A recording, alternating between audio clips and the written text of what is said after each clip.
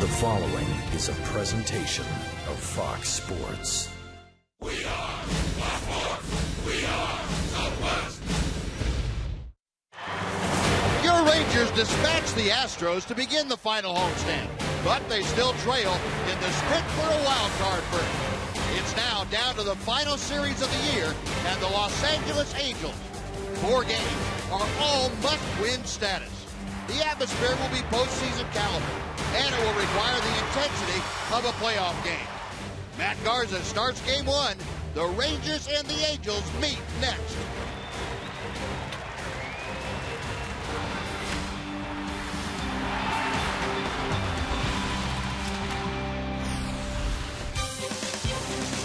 Comfortable temperatures and light breezes fill Rangers ballpark in Arlington, as do playoff hope for your Texas Rangers. Rangers meeting a familiar foe as they wrap up the regular season tonight, the first of 4 with the Los Angeles Angels.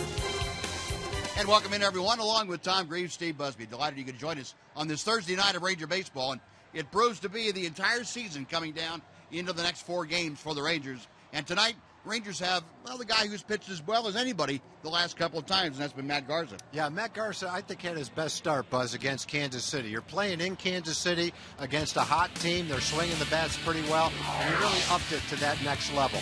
The one thing he did an exceptional job of is keep his fastball away from the middle of the plate. He was on both sides of the plate.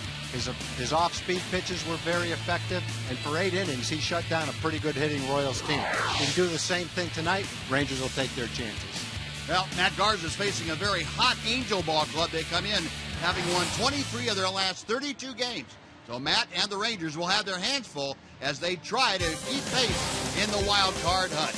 Well, the bench is loose. Guys getting ready to play. Rangers and Angels coming up next for you. The lineups and the first pitch after this.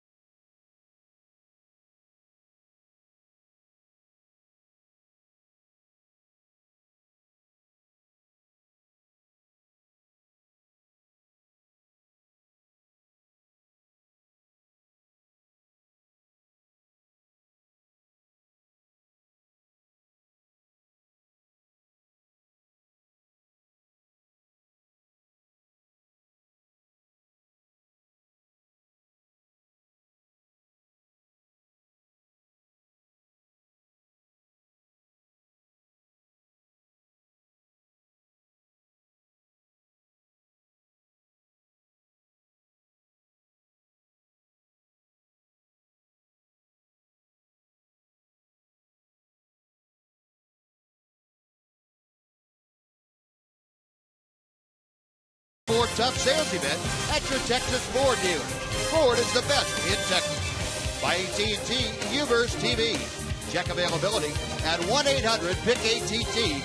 Rethink possible. By Progressive. Visit Progressive.com today. And by Cloudy with a Chance of Meatballs 2 in theaters tomorrow. A great night out here at Rangers Ballpark. Matt Garza all set to go, and waiting for us down on the field, all set to go herself, is Emily Jones. Well, Buzz, Ron Washington has been asked over and over about the collapse of his team in the month of September, comparing it to last year, and people wanting to know exactly what has happened to this team in the month of September. And Ron Washington made some comments about fans just enjoying this, and even people who cover the team enjoying this ride, the fact that the Rangers are still very much in the playoff hunt. And I asked him for some clarification on those comments today. Here's what he had to say. I've always said how I love the fans here in Texas and the tremendous support that they've given to us over the years, and I will never take that away from them. They come here to support us, and it shows in the attendance the past few years, and it showed in the attendance as it continued to rise the years that we've been here trying to put this together. So, I mean, you know, I said what I said. I certainly wasn't bashing the fans of Arlington or even Texas. I was just saying what I've been reading about us falling apart, and here we are in a playoff hunt. That's what I meant. Ron Washington with tonight's Geico quote of the game. So basically, guys, Wash saying, look, we're still in this thing. We still believe we can win it. So just because it's not exactly the way we hope to get here, we're still here. So let's see what we can do with these remaining 4 games. Yeah, good point, Emily. That's important an important perspective to have, and that's the manager's perspective, the player's perspective. You cannot just assume that, hey, it's not everything we wanted, so we got to quit. They will never do that. More belief like that fan was holding up that sign, I think pretty much tells you how everybody in that Ranger clubhouse feels. Well, Matt Garza tonight will face the Los Angeles Angels. Here's their batting order. J.B. Shuck leads off. Eric Ibar is next, then Mike Trout. Josh Hamilton DHs and bats cleanup. Howie Kendrick back in the lineup at second base. Cole Calhoun is in right. Mark Trumbo hits seventh and plays first base. The catcher is Chris Iannetta. And batting ninth, playing third base, Andrew Romine. And we'll take a look at the Progressive scouting report for Matt Garza. 10-6 in 23 starts this season, pitching for the Cubs and the Rangers. Career best, 2.4 walks per 9 innings. Saturday at Kansas City, one of his best starts of the year. He had 8 shutout innings, ended up giving up 1 run. Only gave up 5 hits in that game, struck out 5, and had excellent command of all his pitches, especially his fastball. What's gotten him in trouble is a lot of times getting his fastball out over the middle of the plate for the hitter to take advantage of. And against Kansas City, for 8 innings, he did not do that. Hopefully he'll be able to bring that same kind of stuff, same kind of location here to the ballpark tonight. Well, Matt Garza out to face the Angels for the 4th time this year. Here's the defense that will be behind him. It's one that's become familiar. Gentry, Martin, and Rios in the outfield. Moreland, Kinsler, Andrews, and Beltre around the infield. A.J. Brzezinski's catching. And the 29-year-old right-hander, Matt Garza, is on the hill. Garza at 4-5 in a Ranger uniform with a 4.56 ERA. So J.B. Shuck leading things off, and the first pitch is high and outside for ball 1. Shuck hitting at 290, a couple of home runs. He has driven in 39. You see 3 out of 11 in his career against Matt Garza. Pitch outside, 2-0. Garza last faced the Angels back on the 6th of September. That was out in Anaheim. Gave up 5 earned runs and 7 innings of work in that loss to the Angels. 2-1 now. Garza still looking for his first career victory over the Halos. He is 0-2 with a 5.61 ERA, and that's in 7 previous career starts. A line drive base hit to right field from Shuck. So J.B. Shuck with good speed aboard to start things off, and Eric Ibar now will hit next. Yeah, the Angels have introduced some new guys to their regular playing time this year. Shuck is one of them. Cole Calhoun's got a lot of playing time. Both those guys have played well against the Rangers. Shuck is getting a chance to lead off. He's hitting 290. Doing a nice job. Good swing right here. A fastball on the inside part of the plate. Drives it solidly into right field. Now 1 on, nobody out. Here's the switch hitting shortstop, Eric Ibar. Steps in with a .269 average.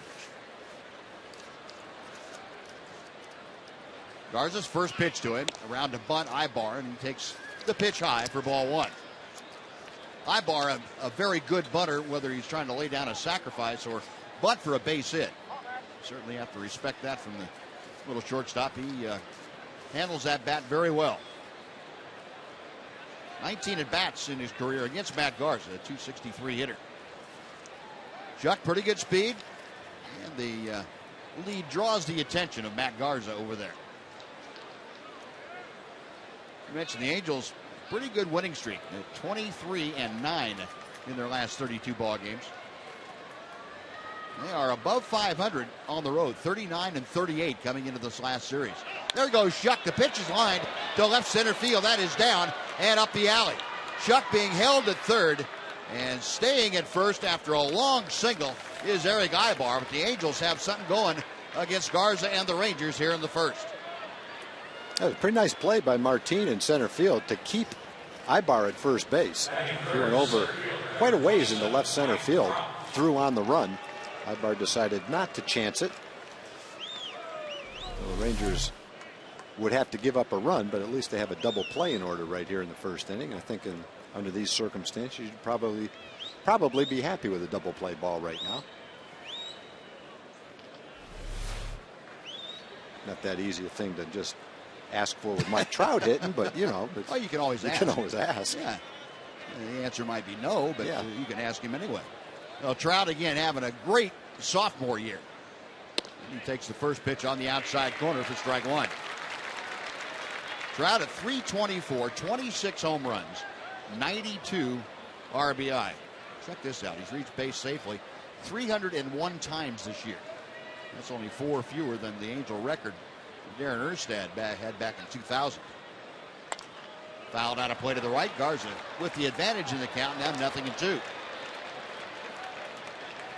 Trout also first in the American League in walks, 105 of them. You can make a pretty good argument for Mike Trout being the best baseball player that has a uniform on today. He'd get my vote. But Garza trying to deal with him here in the first and third situation. Out of play again.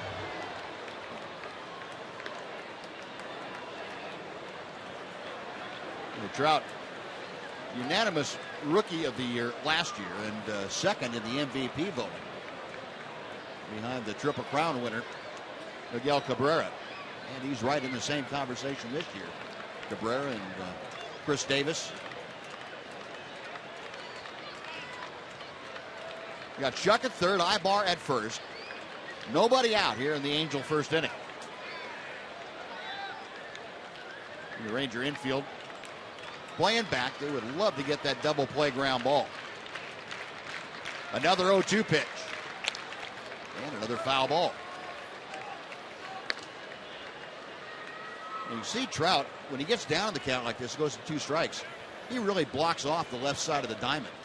He's trying to hit the ball back up the middle the other way. That's his 2-strike hack. And he has done that very effectively against the Rangers, as you can tell. .351 in 41 ball games with 9 home runs.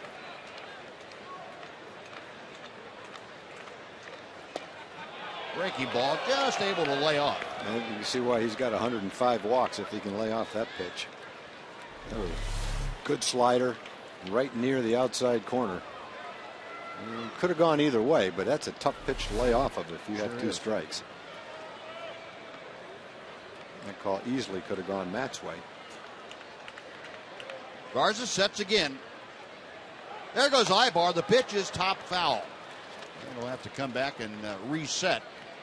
Ibar off with the pitch, so he will retrace his steps.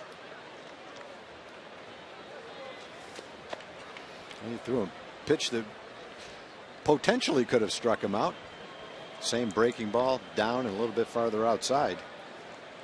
Trout swung at it and just barely got a piece of it. He was going for the strikeout right there. Saw Mike Scioscia in his 14th year at the helm of the Angels. A.J. Pierzynski going to go out and let the infielders know what they're going to do if Ibar takes liberties out there at first base, whether he's going to throw through, whether he's going to bluff a throw and try and get Shuck at third, just how they're going to handle it. A ball and 2 strikes, still the count to Trout.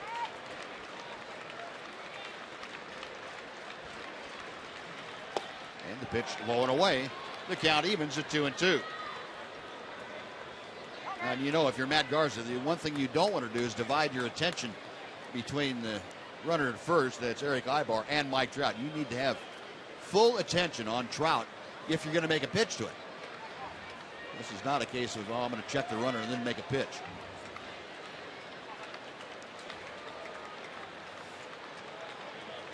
The 2-2 is coming instead. It's a throw to first, and Ibar just back.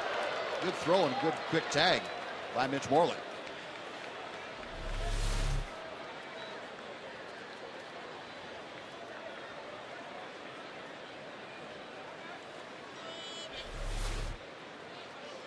Ibar establishing that lead once again. It's about a half step shorter than it was last time.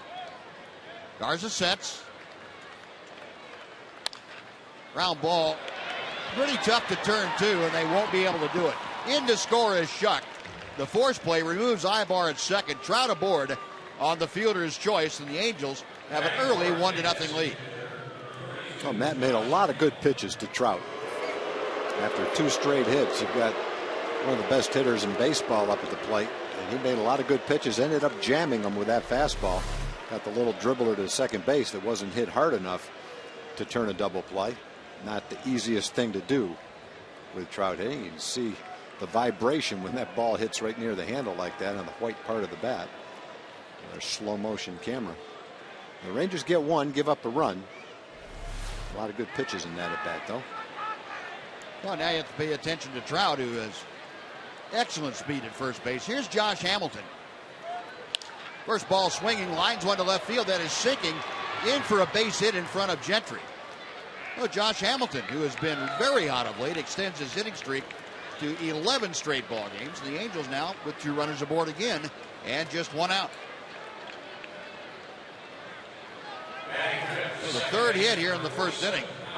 They've all been singles, but Matt Garza having to do a lot of work to try and keep this rally down to a minimum. No secret that Josh likes to swing early in the count. He'll swing at the first pitch probably as much as anybody in baseball. Now here's Howie Kendrick, who Matt Garza has not found an answer for. You saw a 6-for-9 Howie Kendrick is against Garza. The first breaking ball is well off the plate for ball 1.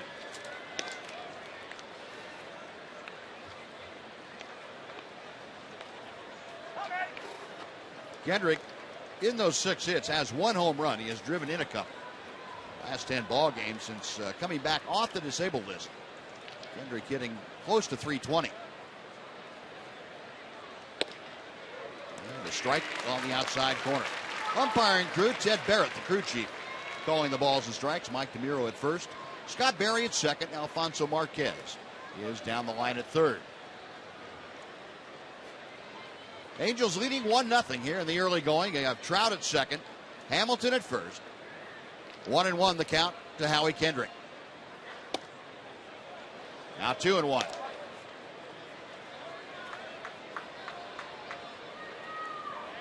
Remember, Kendrick had that gruesome injury out in Anaheim when the Rangers were out there in July, and he and Cole Calhoun, I think it was, that had the collision out there in Charlotte right field. Ground ball off the end of the bat. Moreland will have only 1 play, and that's the step on the bag at first. So Trout to third, Hamilton to second. They will be there now with 2 outs. And Cole Calhoun coming up.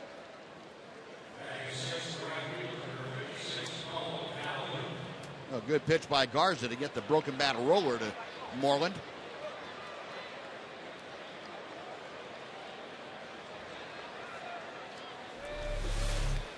Look at our phantom cam.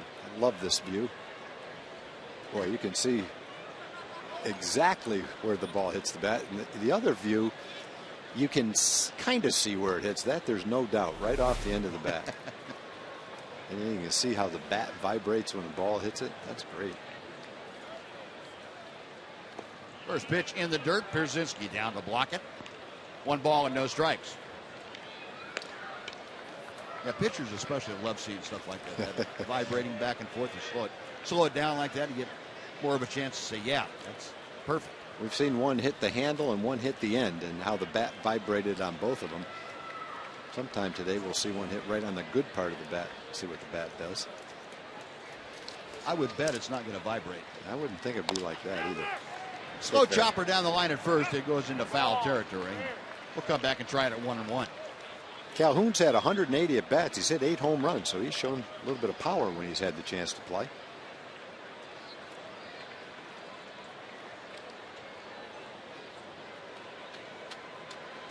For his last 10. And spent some time with the big leagues on a consistent basis, and all of a sudden that scouting report gets around and they start making adjustments to you, and then it's your turn to make adjustments to them. The ongoing process. Garza's 1-1 pitch. Good big breaking ball that drops in. It's 1-2.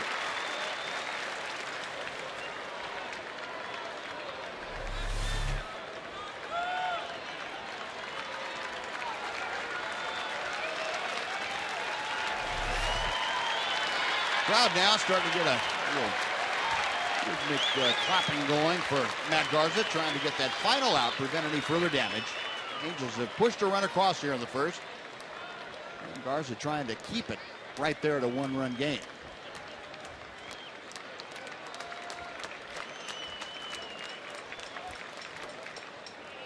Pierzynski again doing a nice job of keeping that ball near home plate. 2-2 the count.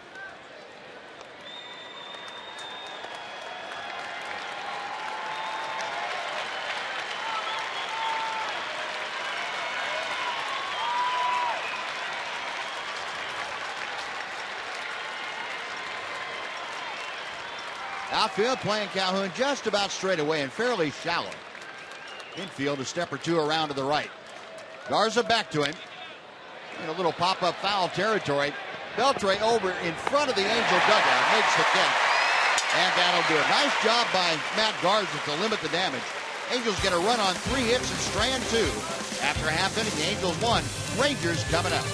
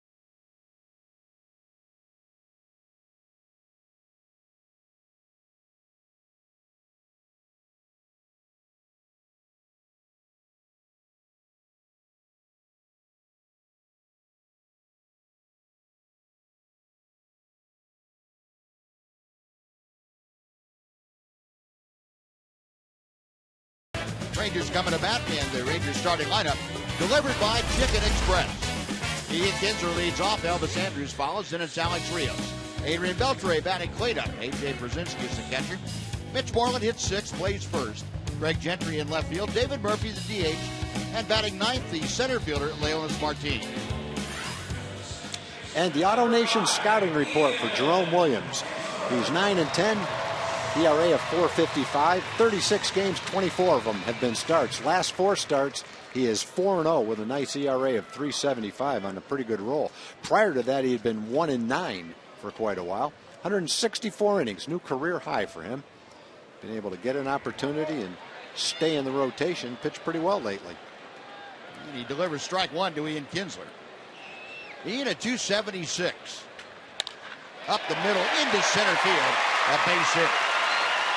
Well, it didn't take long for Kinsler to hit the ball squarely. He's been doing that a lot lately. 8 straight hits, or 8 straight games now with a hit for Ian Kinsler. Take a look at the Angel defense behind Jerome Williams tonight. Shuck in left, Trout in center, Calhoun plays right. Trumbo at first, Kendrick and Ibar up the middle. Andrew Romine at third, Chris Iannetta is the catcher.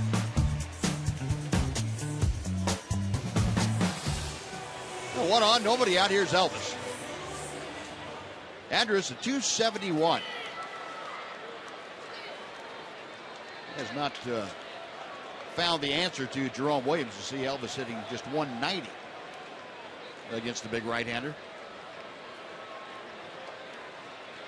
Considering Elvis, it must hit about 5,000 against the Angels altogether, and Williams the only guy that he hasn't found an answer to. Round to bunt, and it is a strike, according to Ted Barrett. Take a look at our phantom cam on that line drive single by Ian. He hit this one hard, so let's see what the bat does. Yep, no vibration. Not much. When it hits the end or it hits the handle, you can see the bat shake a little bit. That one hit right on the sweet spot of the bat. Didn't see quite as much, if any. When you hit that ball on the good part of the bat like that, you don't even feel it in your hands. When you hit it off the end of the bat or the handle, it vibrates and can hurt your hand. Batting gloves really help. In the old days, before batting gloves, it would be pretty tough on your hands in cold weather if you didn't hit it on the good part of the bat. Ground ball, base hit to left. Kinsler to second, makes a turn and throws the brakes on as Shuck came up ready to throw, but back-to-back singles, and Rangers taking a page out of the Angels' first inning book. First 2 men aboard. Well, 2 guys that have been playing great baseball, Ian and Elvis. This month or 6-week period for Elvis is as well as he's played. Playing great in the field. He's running well. He's swinging the bat well. He's pulling the ball when he gets a chance to. Hitting with a little bit more power. It's all good for Elvis right now. Romine playing in for the possibility of a bunt. Once Elvis got that ball on the ground, there's no chance for Romine to react to it. No back-to-back singles, runners at first and second. Alex Rios, Ranger right fielder up there, a 279 hitter. Williams a check of second. And the pitch is just off the outside corner.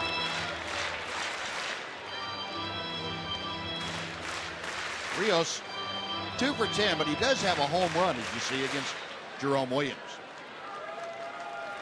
18 home runs, 77 driven in, and Rios hitting 10 points higher in a Ranger uniform. Boy, Ian just back under the tag by Howie Kendrick. Good quick pivot and throw by Jerome Williams. Yeah, if they caught him straying off a little bit, they had a pretty good shot. 1 ball, no strikes to count. And a little inside move that time.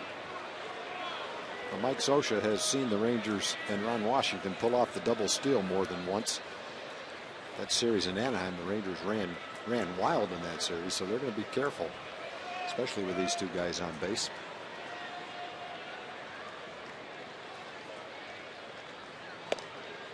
Inside corner, 1-1.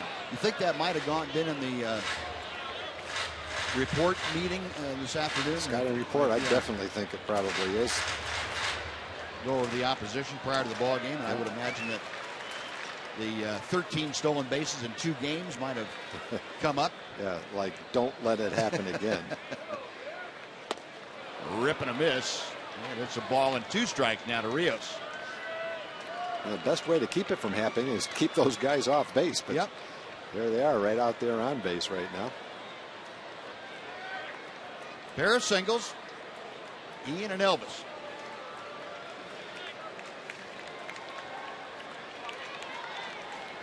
Williams okays the sign. The right-hander sets. And is popped up down the right side into foul territory as Trumbo has a play on it, makes the catch, and Kinsler bluffs a move toward third. Elvis just hanging around at first base. There's nobody over there except for Dave Anderson. But that is the first out. And now Adrian Beltre coming up.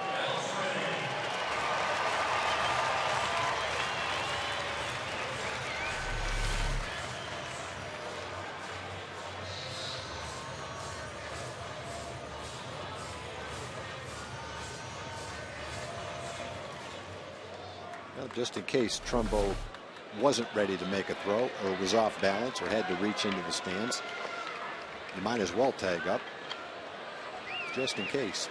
Going halfway is not going to do you any good on a foul ball. Now here's Adrian, a .317 average. 29 home runs, 90 driven in. He is just 6 hits shy of the 200 mark.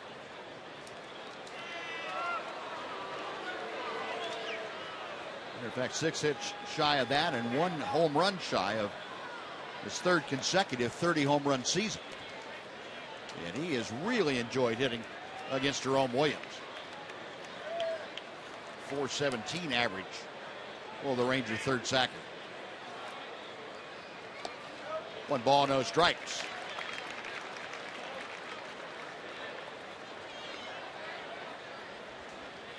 Here are the American League hit leaders. 5 hit advantage now for Adrian over Miguel Cabrera and Manny Machado. Mike Trout has been slumping of late. Slumping for him. 184 hits. 1 ball, no strikes. And another throw to second base. And back standing is Ian Kinsler. I think Mike Scioscia has threatened Jerome Williams that he's going to release him after the game if he lets them accomplish a double steal. He's not taking any chances, boys. Keeping Ian right there. Either that or he threatened pitcher's fielding practice for everybody tomorrow if they stole bases.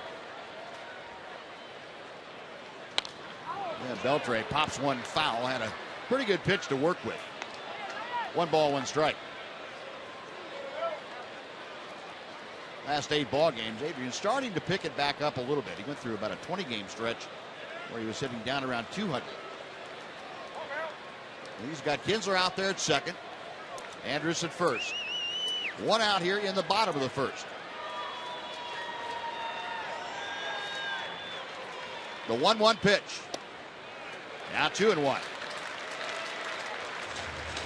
Talking about those milestones for Beltre. He's had a 200-hit season once before. That was that great year he had with the Dodgers in 2004. And if he were able to get both 200 hits and 30 home runs, he's joining some company. Look at base hit to left field. Kinsler being waved around third. Here comes Shuck's throw. The slide, he's safe. That was a great throw. Ian cut the bag perfectly. Just touched the corner of the bag and needed the perfect angle going around third base and all his speed to beat that throw home, because J.B. Shuck came up and threw a great throw into Iannetta, and that ball was hit hard, so Shuck got the ball quickly and had a shot. He gave it his best shot, but Ian still beat it. Hard hit ball by Beltre. Right down the middle of the plate. Now Beltre driving in his 91st run of the year with that base hit. The throw is just a little bit to the first base side of the bag. If it's to the third base side of the bag, might have had a shot. Well, a brand new ball game. We are deadlocked at 1. You get a real close-up look at that slide and the tag. Ian taking the direct route in feet first. That allowed him to get safely home. 1 ball, no strikes to count to A.J. Przinsky. And a rifled foul down the first base side. It's a ball and a strike. Well, the Rangers have the exact same configuration that the Angels had. After 4 hitters, the first, second, and fourth guys each had singles. Angels stalled with their rally. Rangers trying to keep theirs going. That normal look on the face of Mike Scho's associate, that incredulous look like, I can't believe that just happened to my team. 1-1 pitch. Off the end of the bat. Ball goes one way, bat head goes the other, and AJ's left holding the handle. Yeah, AJ wasn't sure where the ball was. Here's another slow motion slide. What a great picture. Dust flying, and Ian is safe.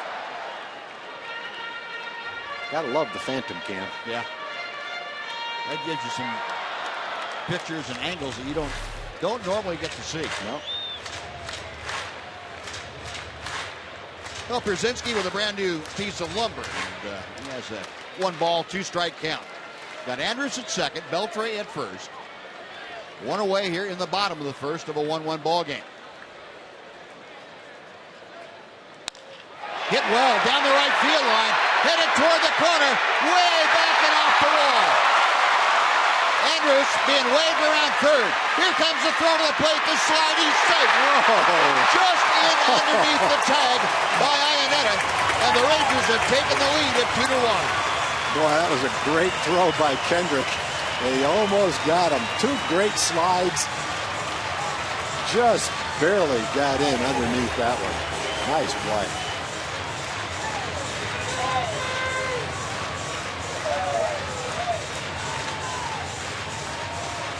Elvis must have gone back to tag up on that ball. He did.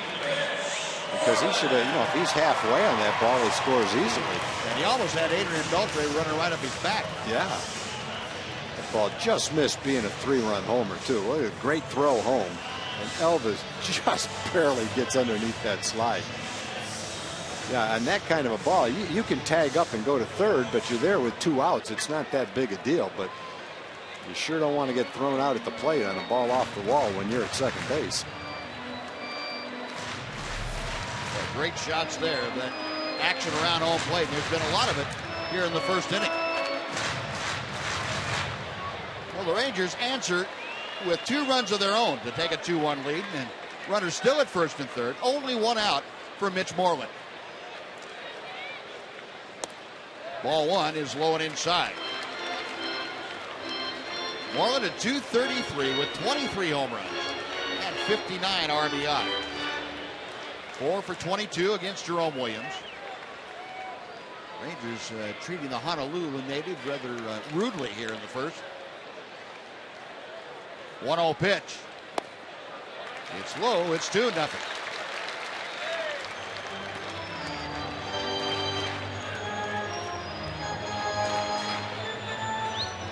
No, Matt Garza.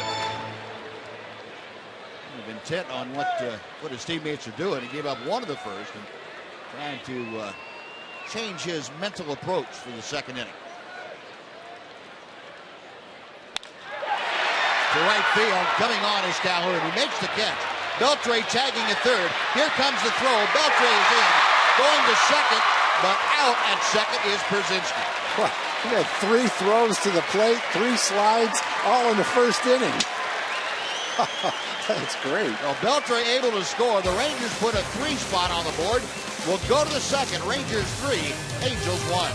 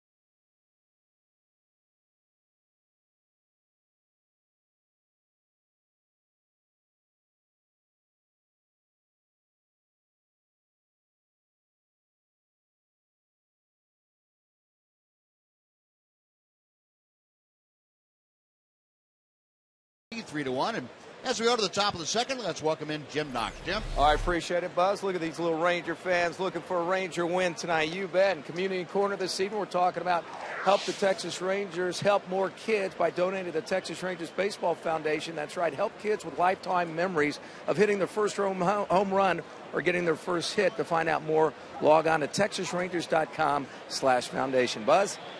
All right, Jim, thank you. Now, Matt Garza now with a 2-run lead with which to work as he goes to the second. He'll face the bottom third of the Angel order, Trumbo, Iannetta, and Romine. Garza gave up a run on 3 hits in the first inning and actually had to do some pretty fancy pitching to limit the damage to just the 1 run. Ranger teammates, however, came back and scored 3 for him. Yeah, Rangers got 3 straight hits with men in scoring position. Angels got men to first and second with 1 out, then second and third with 2 outs, and couldn't get that hit. Well, Matt's going to try to come out and shut him down here in the top of the second. 0-1 pitch, just off the outer edge. A ball and a strike to Trumbo. Saw the numbers for Trumbo at 233 with 34 home runs, 99 RBI, but he has been in the deep freeze of late. 0 for his last 24 with 9 strikeouts.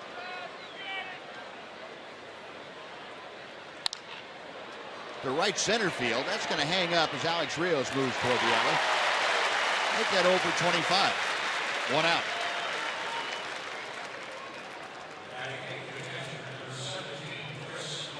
It's probably going to start playing with your head if it hasn't already, isn't it? Yeah, most guys, I'd say most hitters are streaky hitters. And a lot of power hitters are that way. When you play a guy like Trumbo, you hope you catch him at a time where he's not going very good. Rangers have caught Trumbo plenty of times where he's been hot. He's had huge home runs against him. First pitch to Chris Iannetta is a bit low for ball 1. There aren't many Mike Trouts, Albert Pujols, guys that seem to get their hits on a daily basis over a 6-month period. Most guys do go into a little bit of ups and downs like that. Just the way it goes with 500 or 600 at bats if you're playing every day. Guys always talk about trying to minimize the ups and downs, trying to level things out. Yeah, make the good ones last longer and cut down on the bad ones. 2-1 now. I don't think there's I've never seen a player that epitomized that more than Josh Hamilton while he was here. Yeah. You know, he was the player of the month in April, player of the month in May. He knocked in 35 runs 1 month, and then he might have another month where he knocked in 10 runs and hit 180 or 170. It sure was that way last year. Yeah. When your good months are as good as his good months were, you don't care because they're so good that they make up for a bad month. Carry it for a month. Yep. Well, Iannetta grounds out to Andrews. That's out number 2, and we'll bring up Andrew Romine. Well, good job by Matt Garza to bounce back from 3 hits in the first 4 hitters he faced tonight. He's now retired 4 straight. Romine steps in, hitting at 253. I think the same thing is true with teams. It's true with pitchers. You can look at pitchers that win 15 to 20 games every year and analyze their day-by-day starts, and you can find a stretch where they had 2, 3, or 4 starts that weren't very good in the middle of the season. You find teams that win a pennant yet still had a stretch where they lost 6 in a row. Yep. That's just kind of what happens over 162 games. It's impossible really to keep that from happening. And pulled sharply on the ground off the foot. Kinsler has it to Garza, but not in time to get the fleet-footed Romine. That ball had some topspin on it. Went off of the left foot of Mitch Moreland, got under his glove, and didn't carry him quite directly to Kinsler, so the throw was not there in time. Yeah, Mitch is very sure-handed at first base. It's a surprise when you see him miss a ball like that.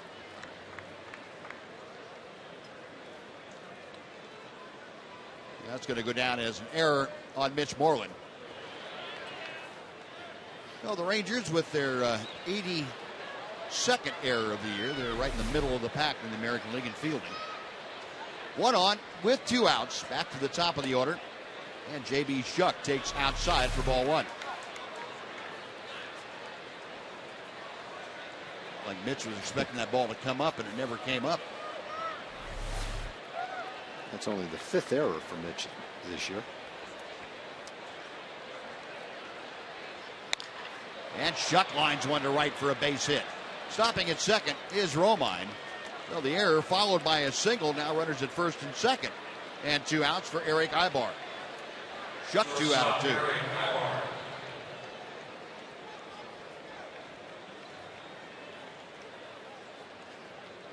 Now Matt Garza wants a new baseball to work with. And A.J. Pierzynski will throw him one. Well, 4 hits now for each ball club. Rangers leading 3-1, 2 outs.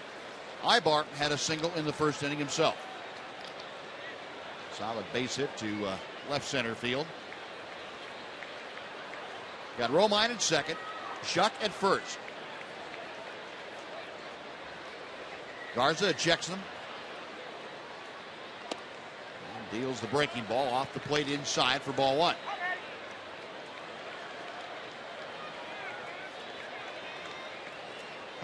.123 infield hits for Eric Ibar in the last 4 years. Ichiro and Michael Bourne, the only 2 players with more infield hits. And that pitch inside backs him off the plate. It's 2-0.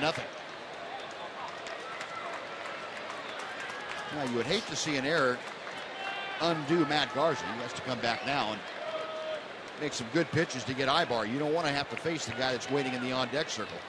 Mike Trout is the last guy you want to face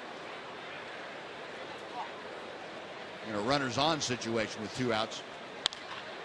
And that will do it. If Kinsler gets right through him and into right center field, 1 run scores. The throw is coming to third, and it hits the runner sliding, and down to second goes Ibar. Well, 2 errors in the inning. That ball just went right between the wickets of Ian Kinsler. And the Angels score, and they have runners at the corners and still 2 out. That's got a chance of being 2 errors. Throw hit the runner and allowed Ibar to go to second base.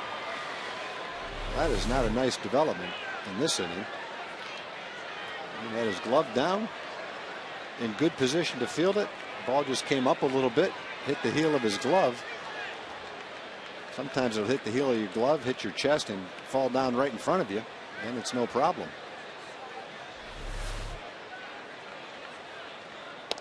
And Mike Trout takes a strike. It's 0-1. Well, 2 errors on the play, both of them charged to Kinsler. One to allow the hitter, Eric Ibar, to reach first. And then on the throw that hit the runner sliding into third, Shuck, that allowed Ibar to go to second. Well, 3 errors in the inning for the Rangers. And Trout gets jammed. A slow roller, Beltre, bare hands, throws, it's wild. And 2 runs will score with Trout going to second base. And there'll be another error. I'm sure a base hit and an error. It has really fallen apart defensively for the Rangers here in the second inning.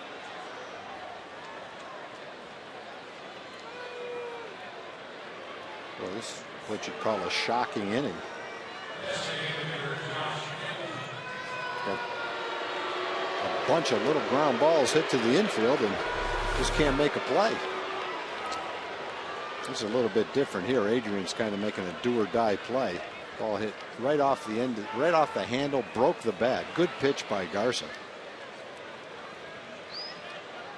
And I guess if it's a perfect throw, Adrian might have had a shot, but rushed the throw, it went wild, and guys just keep going around the bases. Well, the Angels have regained the lead. It's now 4-3 Angels. Rangers with 4 errors in this inning. And Trout at second base, still 2 outs. Here's Hamilton. And they are going to intentionally walk Josh Hamilton.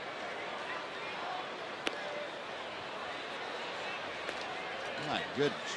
I can't ever recall, well, this Ranger infield anyway, having an inning like this. First error was charged to Moreland. That was with 2 outs. It allowed Romine to get on base. Then a base hit, and then the play with 2 errors charged to Ian Kinsler. And then the infield hit. And another error. This one charged to Adrian Beltre. Yeah, it's a shame because you score 3, go ahead 3-1. Matt comes out and should have had a 1-2-3 inning and a minimum amount of pitches, be in the dugout thinking, good, there's the shutdown inning after the 3-run inning, feeling good about it. Instead, he's going to have to throw who knows how many pitches, 20-plus pitches, to work out of another jam after the Rangers make 4 innings, 4 errors in 1 inning. Well, the Ranger PR staff is going through the record books. So far, that's the first 4-error inning since at least 1984, and they're delving deeper into that to see if they can be a little more accurate. But needless to say, it's been a long time. Now, Howie Kendrick up there, the runners at first and second. Kendrick fouls off the first pitch. It is 0-1. Kendrick, a weak ground ball to first his first time up. Well, 3 runs have crossed on 2 hits and 4 errors.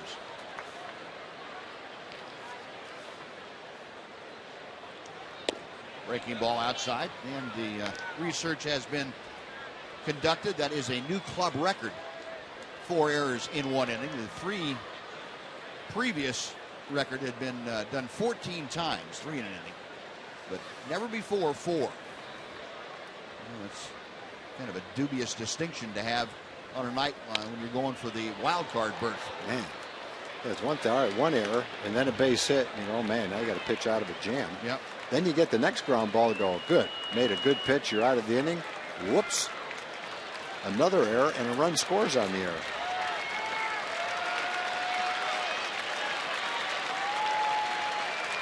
A ball and 2 strikes now to Kendrick. Trout's hit a couple little dribblers, has an RBI on both of them. 2-2 now. Yeah, it's. And Matt's going to be making his 49th pitch. Could have been a whole lot better.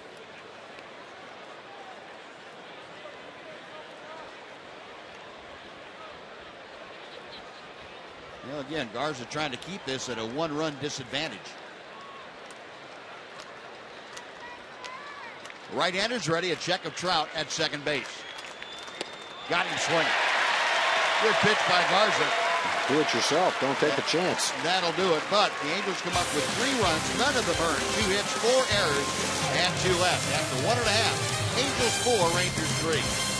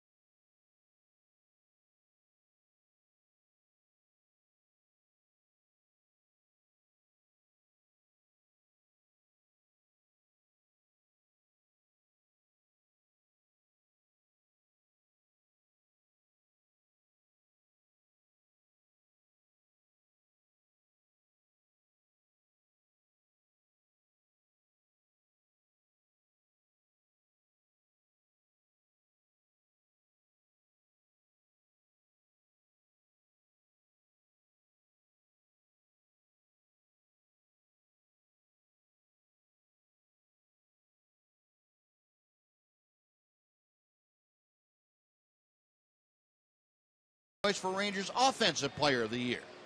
And like with the Pitcher of the Year last night, go to Twitter and it's hashtag FS, then the player of your choice's last name. Example, if it's Adrian, it's hashtag FS Beltry. We will tabulate those results, get it back to you a little bit later in the ballgame.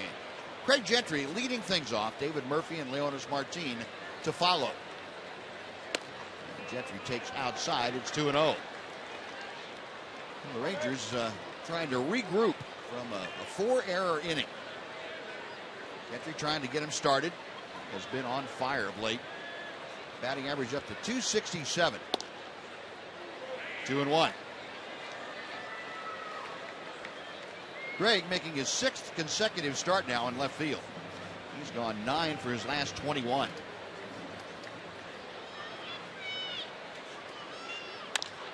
High chopper up the ladder.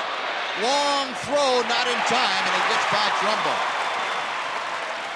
And Gentry will hang on at first with the infield single. Well, Romine went up as high as he could, did a good job just reaching the ball. With Gentry's speed, there's no way he was going to throw him out. I hope Craig didn't get hurt running that ball out. Not going to throw Craig out. Hopefully he didn't do something to his leg, though.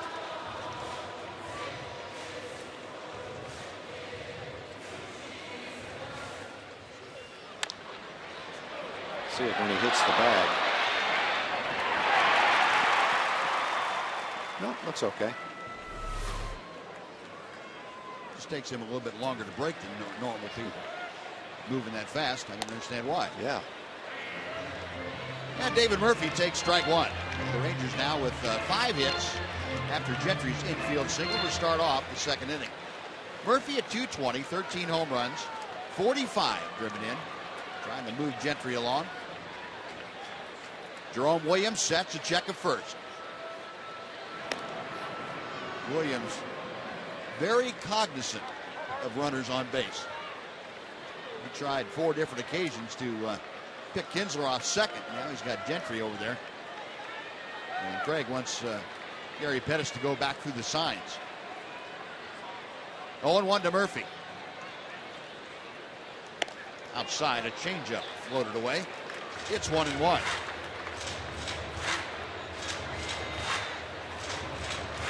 The Rangers third base coach, Gary Pettis, former Angel. Going through the series of signs, and Gentry has it. So did David Murphy at the plate. Outside, 2-1. You see Jerome Williams kind of speed up his motion when he goes to home plate, too. And sometimes that will make it difficult to throw your best stuff, either command-wise or velocity and location-wise. That's one disadvantage of having very fast runners aboard if you're a pitcher. Long hold, and Gentry draws another throw.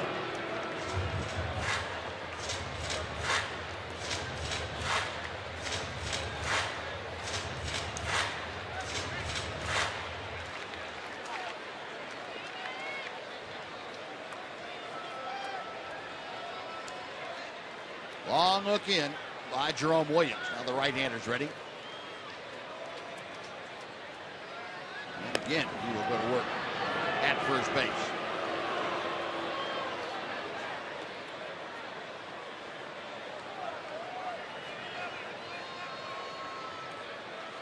Looking back at the games the Rangers and Angels had out there in Anaheim the first week of August.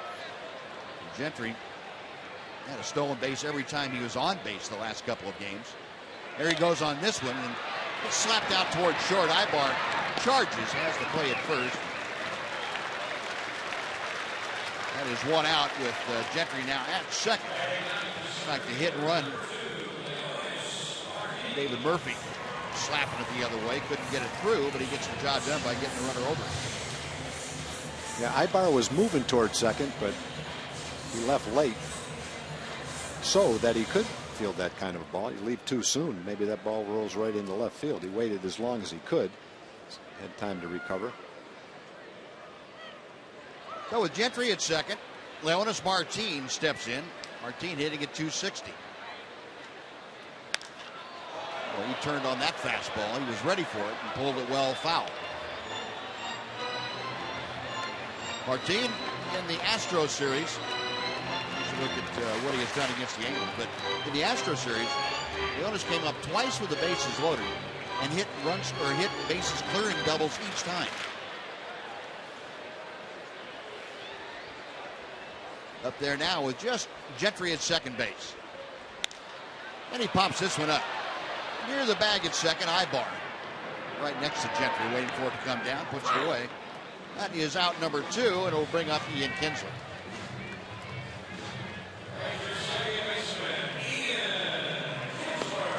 Pitchers like to pound Martin inside with a fastball. He's choked up on the bat, but they like to throw it inside and have that same effect. Jam him a little bit, keep him from getting the head of the bat out. The result is usually kind of a lazy pop-up to the left side of the infield. And you're talking about adjustments. That's an adjustment you have to make as a hitter, Buzz. Yep. Sure is. Recognize how they're pitching you and make an adjustment, keep them from doing it. And for most guys that pitch inside, you have one of two options. Either teach yourself to lay off of it. If you can't hit it, hit it fair. Yeah. Or speed your hands up so that it gets ahead of the bat through the hitting zone fair. Yep. Got to make him. Got to do something. 1-0 the count to Kinsler. Ian led the game off for the Rangers tonight by singling. Trying to pick up Gentry here with 2 outs. To center field, Mike Trout moving to his left a few steps. And that will do it. So the Rangers get a leadoff single by Gentry, but stranded at second base. We have played 2. It's the Angels 4, the Rangers 3 on Fox Sports Southwest.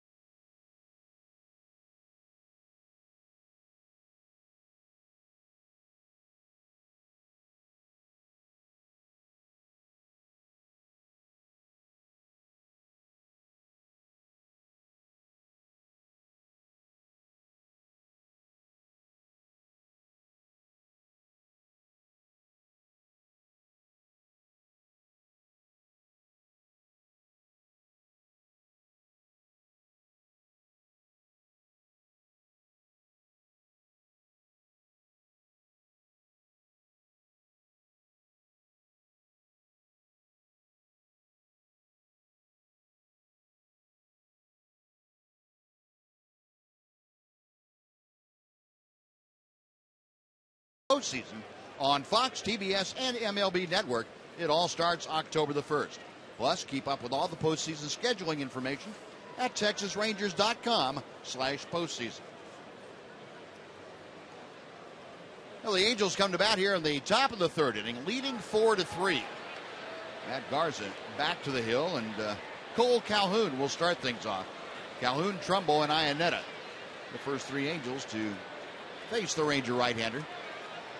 Angels scoring 3 runs in the 2nd inning, all of them unearned. Club record 4 errors by the Rangers, the undoing of Matt Garza. Calhoun takes high for ball 1. That's too bad because Matt made a lot of good pitches in that inning. Right when you thought he was out of the jam, another error was made. 1-0 pitch to Calhoun. It's fouled back to the left. Yeah, Garza got Trumbo and Iannetta very quickly on a fly ball to right, a ground ball to short, and then had what appeared to be the 3rd out. Andrew Romine hit a rather hard ball at first, but Mitch Moreland had to go under his glove and off his foot for the error. Then a base hit by Shuck, and then the floodgates really open. Calhoun drives one to left. Gentry had turned the wrong way, and he had to make an adjustment. Ball high enough, though, for him to make the play. That is out number 1. It's time now for a Mazda game break. Here's John Radigan. John.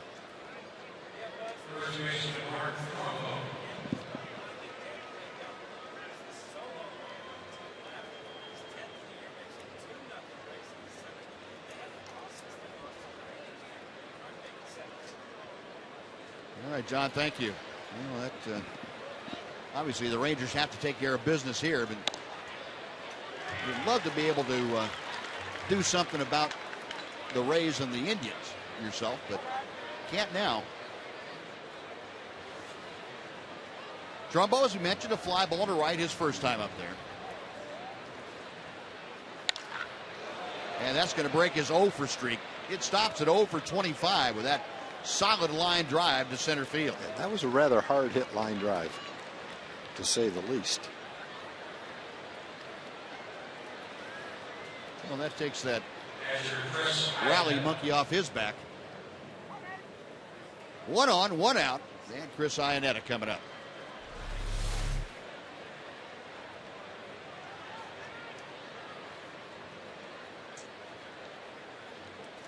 Matt's not taking any chances. He's getting out of the way. I don't blame him. Ball went into center field, but it was a low line drive. Iannetta, ground ball to short.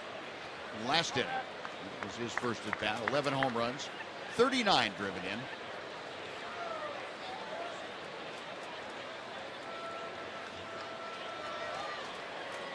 Trumbo, a modest lead at first. Base hit to left field by Iannetta. Trumbo will stop at second. A 2 on and 1 out with Andrew Romine coming to the plate.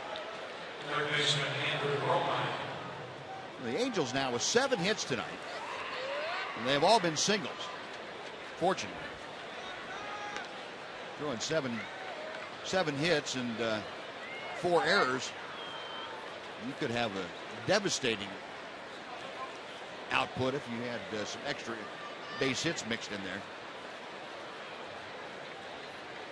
A 2 on, 1 out. Andrew Romine reached on the first error of last inning. He came around to score. Switch hitter batting from the left side. And strike 1.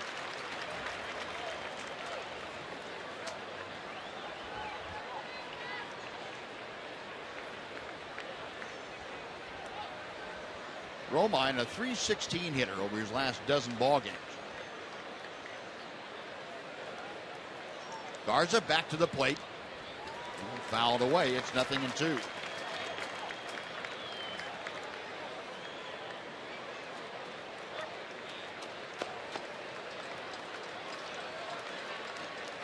There's that 12-game span we were talking about. It has been red hot. Garza's next pitch. Got him swinging. A good fastball by Garza. He gets his second strikeout. 2 gone, and J.B. Shuck will come up for the 3rd time. Yeah, Shuck's had a couple of good at-bats. He's scored a couple of runs, hit 2 hard line drives to right field. Figure out a way to get him out.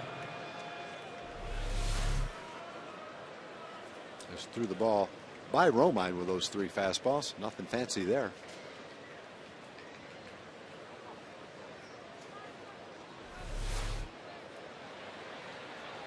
Shuck, a pair of singles to right field. First pitch in the dirt. And boy, Brzezinski, all he could do was hope he was in the right spot. That ball came up and got him in the chest protector as he was straightening up. That bounced 5 feet out in front of home plate. 1 ball, no strikes. Shuck was originally signed by the Astros. The Angels signed him in the offseason as a minor league free agent. Come to camp, get a look, try to make the team. So for a minor league free agent, he certainly made the best out of that opportunity. He picked the right team to sign with. There's a strike, 1-1. Hard to believe what we've seen from Shuck here in his time with the Angels. That the Astros are so deep that they would allow him to go away. I was thinking the same thing. He's ended up with 430 at-bats for the Angels this year. See, his 126 hits, lead all rookies. He gets jammed here. Kinsler has that one on to first, and that will do it. So again, nice job by Matt Garza. Works around a pair of singles Strands 2 for the Angels. We're going to the bottom of the third. 4-3 Los Angeles.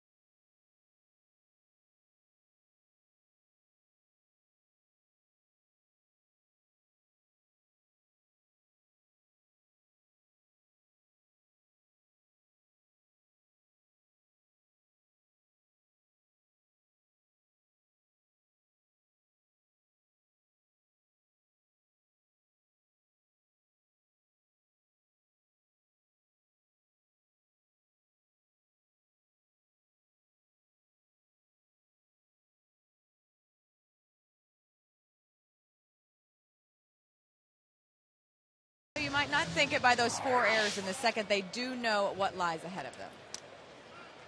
We have to win every game from now on. You know, we have to make that happen, and hope for the other teams to do not well. So that's our mentality. We know what's coming towards us, and we're prepared.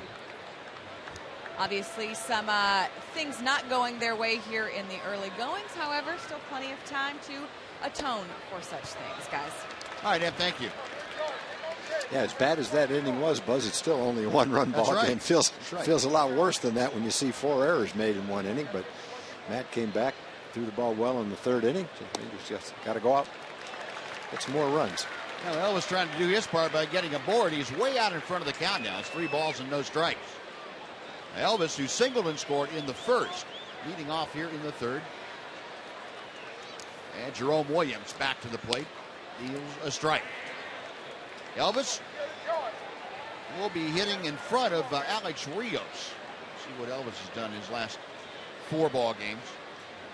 And he takes strike 2. Well, the count is full. Well, you got a chance to lead off an inning, taking it 3-1. Make him throw 3 straight strikes. Like that. Payoff pitch is fouled away. Got a few shout-outs. LD and Gene Heflin from Terrell celebrated their 64th wedding anniversary on September 24th. Sorry we missed that one, LD and Gene, but I hope it was a happy day for you. Alberta Early from Fort Worth, 90 years old today. Happy birthday, Alberta. Another 3-2 to Elvis. Off the fist, and Kendrick gets a skimmer out there that he stays with nicely. Elvis retired 1 away for Alex Rios. Lily Mae Smith from Arlington is a huge Ranger fan. She's also 100 years old today. Happy birthday, Lily Mae. Glad you enjoy the Rangers so much. Marjorie Lattimore from Dallas is 93 years old today. Jerry Colshane from Grapevine, 95 years old. Happy birthday, Jerry. And T.A. and Opal Lattimore.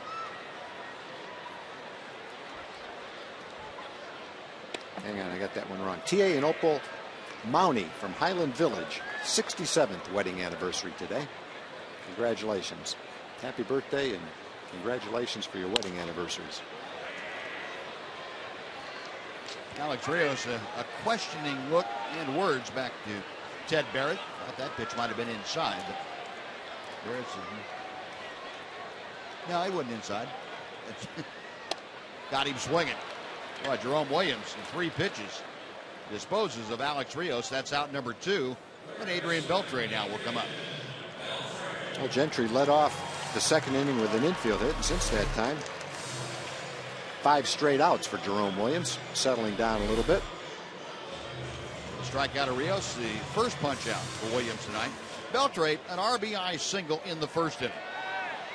Drove in his 91st run of the year. And Williams misses low for ball 1. Adrian now 195 hits. Matt Carpenter began play tonight with the Cardinals, 198 hits, the major league leader. In tight, it's 2-0.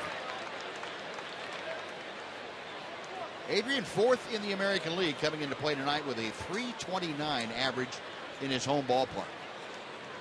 And those numbers against the Angels will tell you pretty significant output by Adrian. He's going to be out here, though, as Ibar handles it, and Jerome Williams gets his first 1-2-3 inning. He has retired 6 straight now. We're going to the 4th. Angels 4, Rangers 3.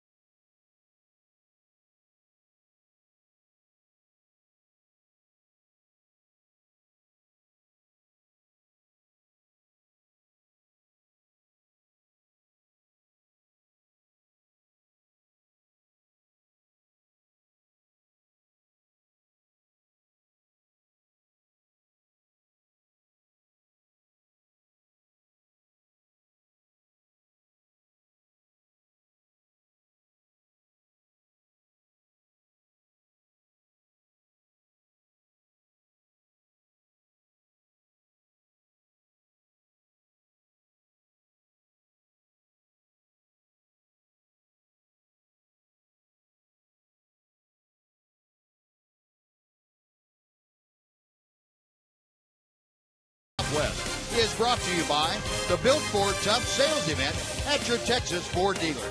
Ford is the best in Texas. And by Jack in the Box. Go big with Jack's really big chicken combos.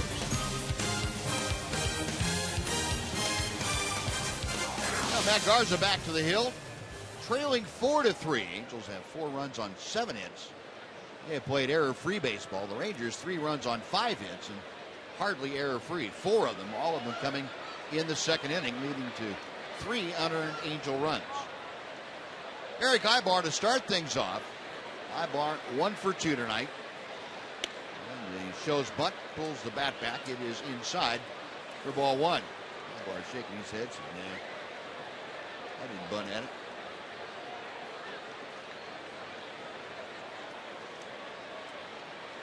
Ibar a single in the first inning.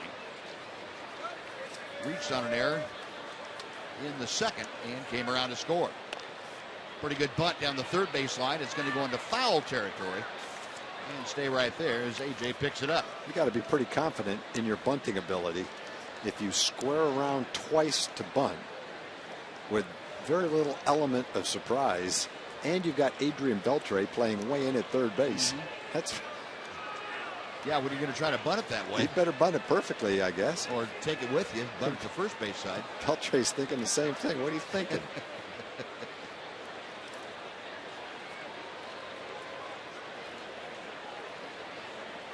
You know, that 126 infield hits since 2010 will make you think some things like that, I guess. Yeah. 1 ball and 1 strike. Garza into the wide. The right-hander deals. And this is popped up. Foul territory. Elvis going over, slides and makes the catch as he goes on to the cinder. Oh, with Beltre playing in, Elvis the only one that can get back there for it. They couldn't bunt one in front of Adrian, so he tried to bloop one over his head. You really have to be careful running full speed toward that cement wall. That's a sharp cement top to that wall right there. If you run into that thing, you're gonna feel it. That's why Elvis slid, I'm sure. Yeah, it's why keep from having that happen. Dug his knee into the warning track. Yeah. That's what he's grimacing about. So, one very nice defensive play for the first out, and Mike Trout comes up for his second at bat. 1 for 2 with a couple of RBI. Take strike 1. Trout, RBI on a fielder's choice grounder in the first. And then had a little infield single for an RBI in the second. 94 runs driven in for Trout. In the air, not very deep right field. Coming on, Alex Rios puts it away. That is out number 2. Garza's done a good job with Trout. He's kept the ball off the good part of the batting. Sure has. Now Josh Hamilton will step in. And the cordial greeting from the fans here in Arlington.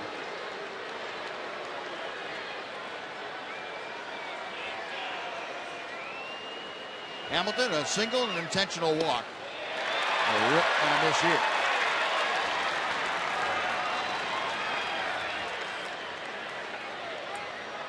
This has to be the lightest that Josh has been in the last 5 years. He almost looks skinny. He does. Never seen him look like that. 0-2. No, and this is skinnier than he was earlier in the year. Yeah. When we saw him. Yeah. And he looks great. Just used to seeing him much bigger. No balls, 2 strikes the count. Garza going right after Hamilton. 1-2.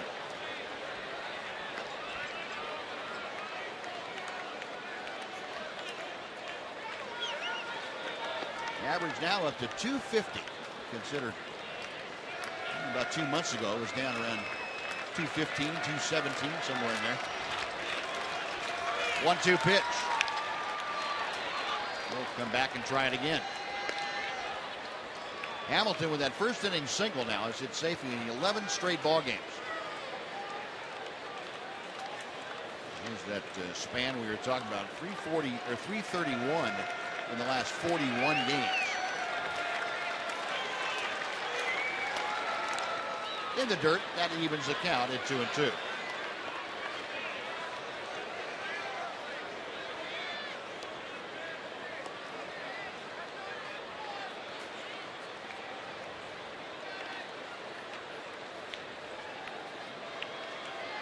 Hamilton also doing a lot of work on the road. He has hit over 380 in the last 24 road games.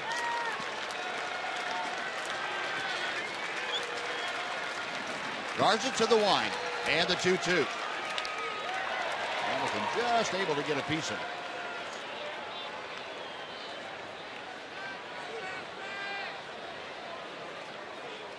Josh Hamilton now just 1 hit shy of 1,000 in his career. Career resurrected by the Rangers here back in 2008. Again, the 2-2 to center field. Leonis Martin to his right, there to make the catch, and that'll do it. So Matt Garza has a 1-2-3 inning, first time tonight. Angels have gone down in order. We finished 3.5. Angels 4, Rangers 3.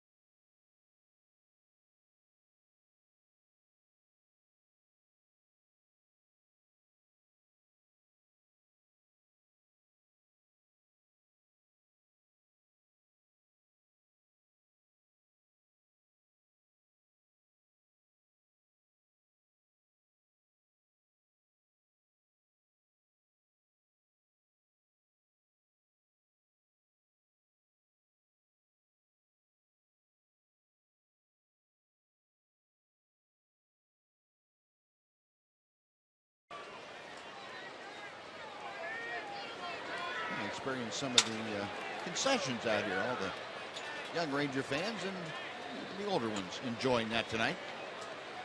A 4-3 Angel lead as we head to the bottom of the fourth inning. A.J. Pierzynski to start things off, to be followed by Mitch Moreland and Craig Gentry. And Jerome Williams fires the first fastball. It's low for ball one. Pierzynski an RBI single in the first, driving in his 67th run of the year. And he bangs one into center field, a leadoff single here in the fourth. Well, that snaps a string of 6 straight Rangers sent down by Jerome Williams. One on, nobody out. Mitch Moreland coming up. Yeah, Mitch hit that ball hard his last time up. He had the sacrifice fly to right field. He hit a line shot right at Calhoun. Calhoun made a pretty good throw to the plate, too. Ball up and away. Take a look at the great shot of that. Hit that ball almost off the good part of the bat, a little bit toward the handle, maybe.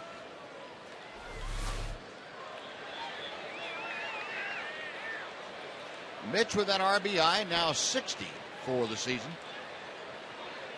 Trying to move A.J. along at least, and the first pitch to him is on the outside corner, knee high, strike one.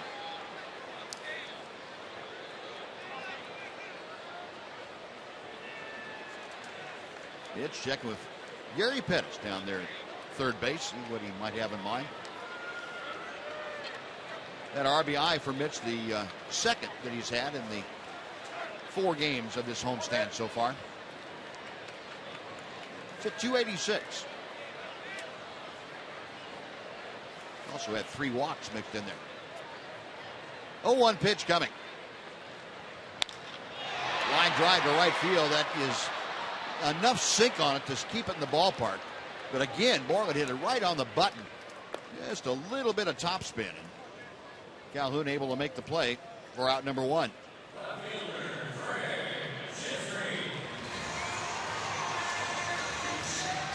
Oh, Pierzynski at first and 1 away. Craig Gentry comes up. First time up, Gentry hit a high chopper, a Baltimore chop, that the third baseman, Andrew Romine, had to leap high to catch. And Romine's throw was late. Oh, Gentry had the infield single.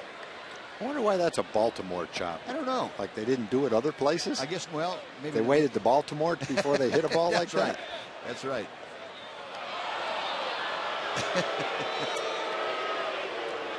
Now, I don't know where that. There's a book. Eric Nail will tell you. Be able to tell you. Yeah, there's a book that has the origin of all those baseball phrases. Texas Leaguer. I've seen all those. I can't remember what they are though. Can of corn.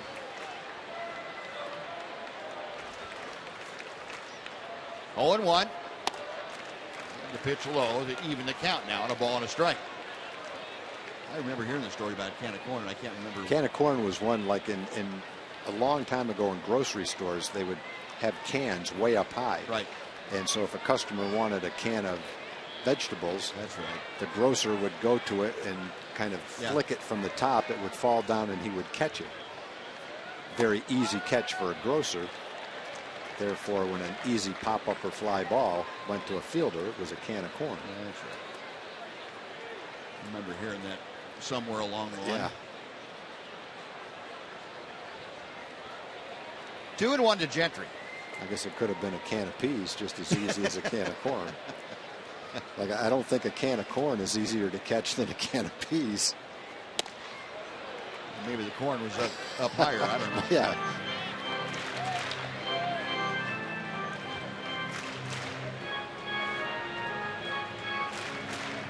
Two and 2 to Craig.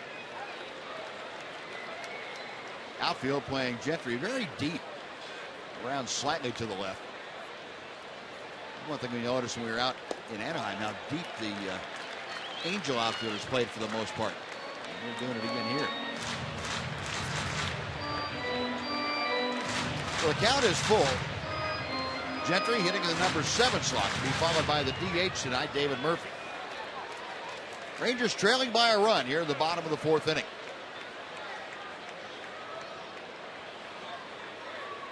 Jerome Williams, a high set, and the payoff pitch. Top foul, and Pierzynski running on the pitch. AJ giving his regards to Howie Kendrick on the way back.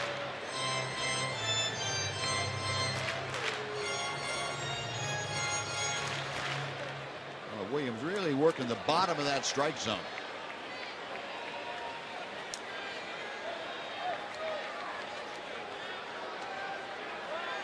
AJ stepping off that lead. He was going last time. We'll see if he's on the move now.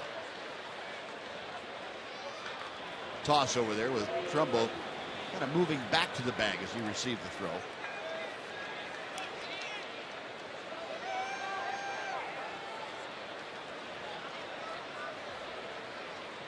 And when Jerome Williams is making pickoff throws with A.J. Brzezinski at first, you know he's a little skittish about giving up a stolen base.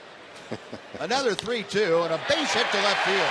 Stay right there, A.J. Brzezinski a turn, and he's going to go to third. Shuck's throw is not in time. A.J. kind of deked him and slowed down and then put the burners on. As soon as I said stay there, A.J., he kind of slowed down, and he did. He deked Shuck and went right to third base on him. It's another perfect example of you don't have to be a fast runner to make an effective move on the bases. Yeah. That's kind of a veteran move right there. Slow down, and there he goes. Yeah, a little stutter step there. Got a man in scoring position now with one out. That less than 2 outs, a man on third base.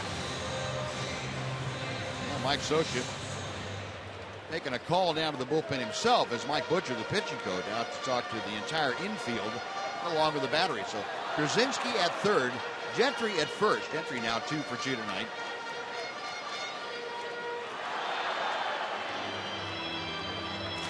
Well, folks, the Rangers are now accepting deposits for the 2014 full and half-season ticket plan. Reserve your 2014 season tickets and get the best seat locations at the very best prices. Learn more at TexasRangers.com/seasons, or you can call 972-RANGERS extension 3. A first and third, 1 out. David Murphy, a ground ball to short his first time. Double play ground ball that Ibar has on to first. And 1 pitch, a double play, and the Ranger fourth has come to a close. No runs, 2 hits, 1 left. We go to the 5th. Angels 4, Rangers 3 on Fox Sports Southwest.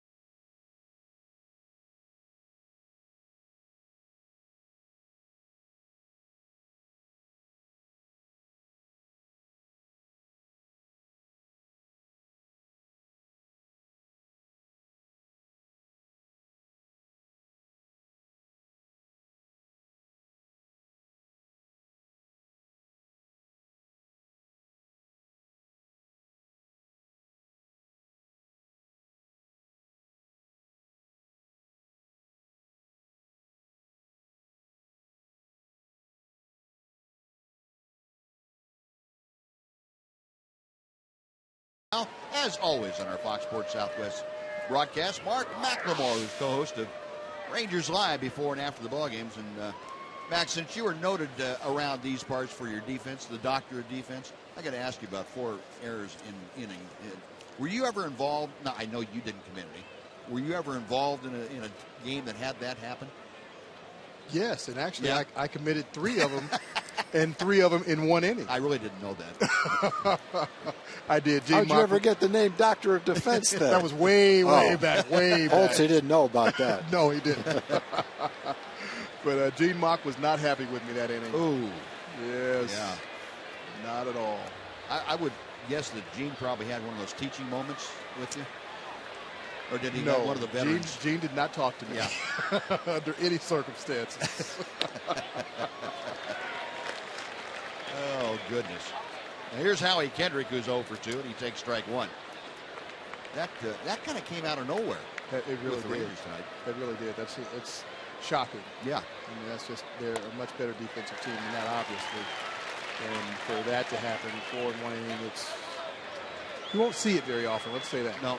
Well, Ranger fans have never seen it from their club. That's the first time they've done that in Ranger history in 4 in 1 inning.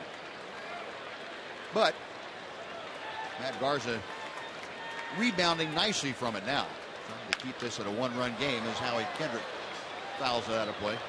Got an answer for you, Tom, on that Baltimore chop. Okay. Rob Morris of the Ranger PR department looked it up for him on baseballreference.com. Seems in the 1890s, the Orioles especially like to use that slap down and knock it down in front of home plate. They have the groundskeeper tamp down the dirt in front of home plate, make it very hard, kind of like concrete. And that's where the term Baltimore chop came from. Okay. Right? Slap it down right in front of home plate. So our thanks to Rob Morris, to baseballreference.com. Very nice. I guess the other team could have done it too. Yeah, they might not have practiced it as much. And Kendrick, a solid base hit to left field to open up the 5th inning. Kendrick with his first hit of the night. And that is the 8th base hit for the Angels against Matt Garza. 1 on, nobody out, and Cole Calhoun now coming up.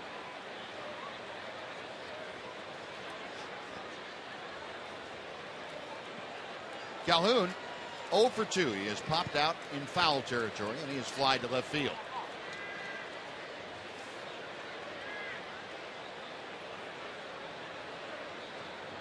Rangers would like to return the favor and turn a double play the way that.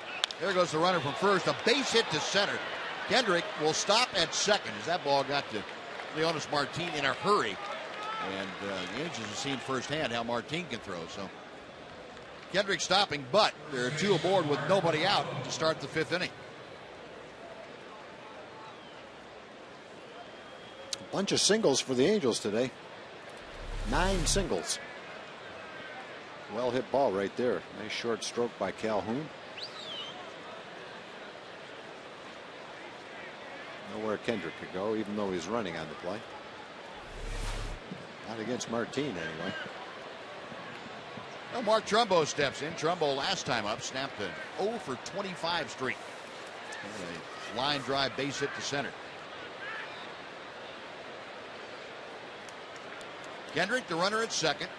Cole Calhoun at first. Both of them singled to begin the 5th.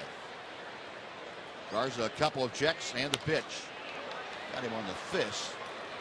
And it's fouled back. 0-1.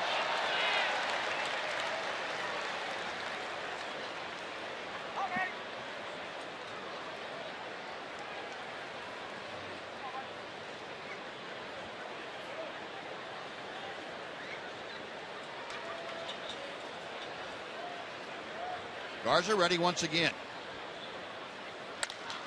Base hit to left field.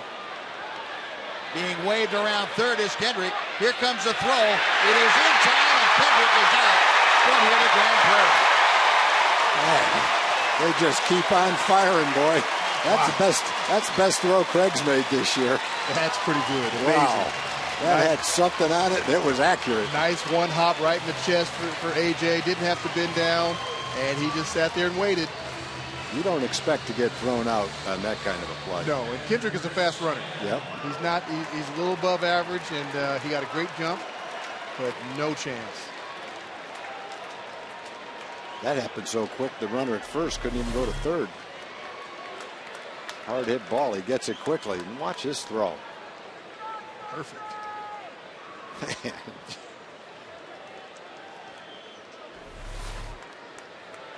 Not much for Kendrick to do. He should just put his head down and say, well, so much for that idea.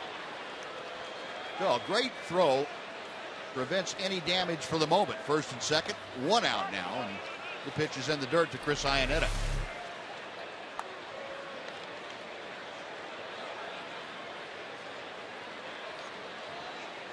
That's all he could do. That's got to be a bad feeling to see the catcher get the ball when you're about 15 feet from home plate. You know, it looks like the runner can say, okay, pretend like he's going to run over the catcher and then slide. Yeah, it doesn't happen that way, does it? It doesn't, because it just happens so quickly. Yeah. You don't have time to do that. But when you play it back in slow motion, it's like, why didn't he slide underneath him? I was thinking the same thing. I think he got probably at least 2/3 of the way there, not expecting there was even going to be a play at the plate. The old globetrotter thing where you point up to the rafters and go underneath it. 2-0 pitch coming to Iannetta. Foul back. It's 2-1. Iannetta, a base hit his last time up. 1 for 2. 227 average with runners in scoring position this year, so just about the same as he's hitting overall. He has Calhoun out there at second. He also has Trumbo over at first. 10 hits tonight for the Angels. They've all been singles. They lead 4-3. Fouled away in the count. Evens at 2 balls, 2 strikes.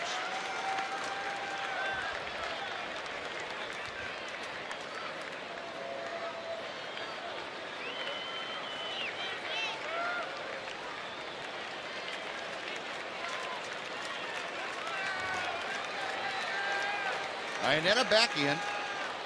30-year-old catcher. Acquired by the Angels from the Colorado Rockies. Either everyday catcher. Outside, the count is now full. Iannetta eyeing that one. Iannetta, the number 8 hitter in the lineup, will be followed by Andrew Romine. If Calhoun and Trumbo might be turned loose on the 3-2 pitch with 1 out. Garza sets and checks them. They're staying put, and the pitch outside, ball 4. That will load him up for Romine.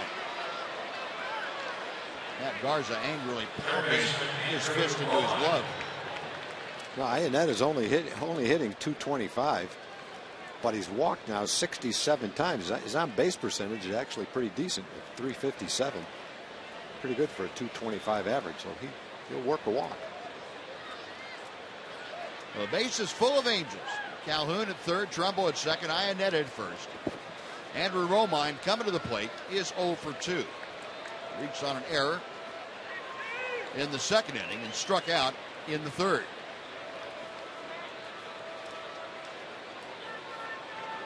Romine, as you see, hitting 247 as he faces Matt Garza.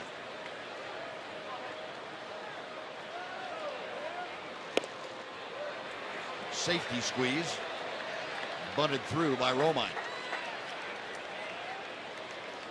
I guess he felt if he got it past the pitcher, he had a chance to get the runner. It's a little tougher with bases loaded. You got a force out at the plate. And almost relying on Calhoun to outrace Beltre down the line. Check swing and the pitch inside. A ball and a strike. And Robbie Ross up and loosening in the Ranger bullpen out in right center field. Well, Matt Garza has had a struggle tonight. He's given up a lot of hits. By all rights, he should be in a little better shape than he's in right now. He's trailing 4-3, but 4 errors and accounting for all 3 runs in the second inning. Not only got him behind on the scoreboard, they got him behind pitch count wise. That cost him an extra 20 or 25 pitches probably. Yeah, that hurt. You don't want to have to throw, get 5 or 6 outs in an inning. That's just going to add to your pitch count. That's where he is right now. 1-2 to Romine. Garza from the stretch. Now straight back. Garza's giving Romine a steady dose of fastballs. He threw 3 by him in the third inning. Struck him out. A little bit late on in this inning, too. I like it. Going right at him.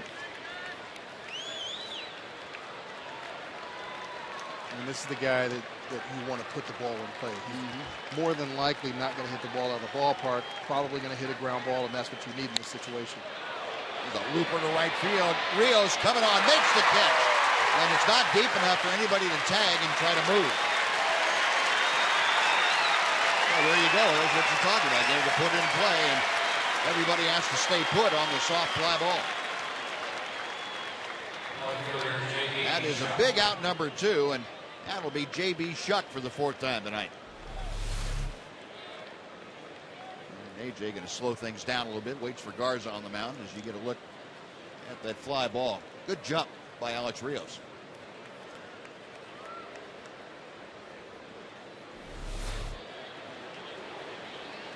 So 2 outs. J.B. Shuck is 2 for 3 tonight. A pair of singles. Scored both times that he got on base. Base is full of angels. Shuck hitting at .293.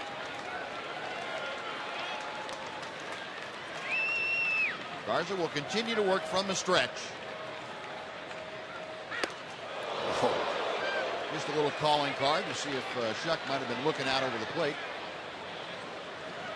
If he was, he isn't now. I like it. I like to see pitchers do that. He's not, not trying to throw at him. Nope. He just wants a little bit more of that plate. And for a hitter, quite frankly, when you've got a guy that's throwing 95 miles an hour and he comes up and into you, it makes you a little uncomfortable. Well, the next pitch missed. It's 2-0. And that's the whole idea. We talk about pitching and hitting, the differences and the similarities. Hitting is all about timing, and pitching is all about upsetting that timing. And if it's getting a guy off balance a little bit, a little unsure of where you're going to throw the ball to him, that's all part of it. There's a strike to make it 2-1. But to echo what you said, Mac, it's not about trying to throw at somebody. The old adage, make that hitter move his feet, make him a little uncomfortable in that batter's box, and open up the outside part of the plate or the inside part of the plate for that matter. Garza ready, the 2-1 pitch on the way. And 2-2 the count. Going 95 at the knees on the inside corner. Now the crowd getting into it. Pitch is way in the strike zone, almost in the center of the strike zone.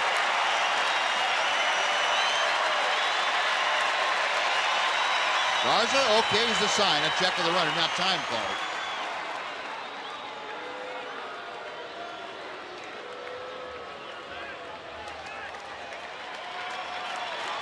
Well, we'll reset and try it again, and the crowd resetting their voice.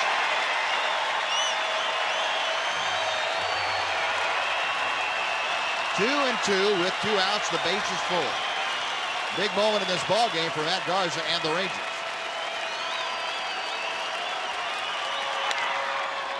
Looper to first, McSorley right there makes the catch, and Garza able to work around 3 hits and a walk in the inning. Great play by Craig Gentry to cut down Howie Kendrick at home plate. We're going to the bottom of the 5th. It's the Angels 4 and the Rangers 3.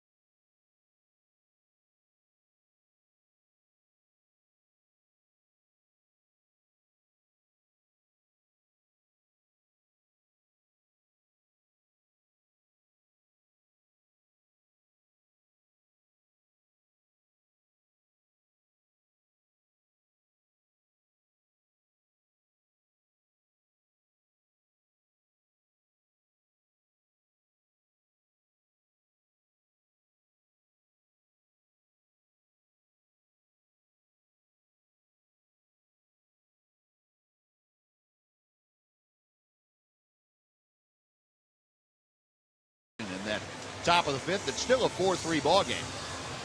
And as we go to the bottom of the fifth inning, Leonis Martin will start things off, then back to the top of the Ranger order. Martin 0 for 1 tonight. Popped out to short. And he shows bunt. Takes a breaking ball for strike one.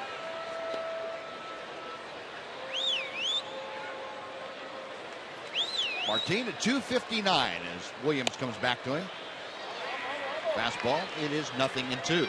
But continuing to keep that ball right in there. He's going to have to make an adjustment to hit that pitch. Where they threw him the first time, where they're throwing him now.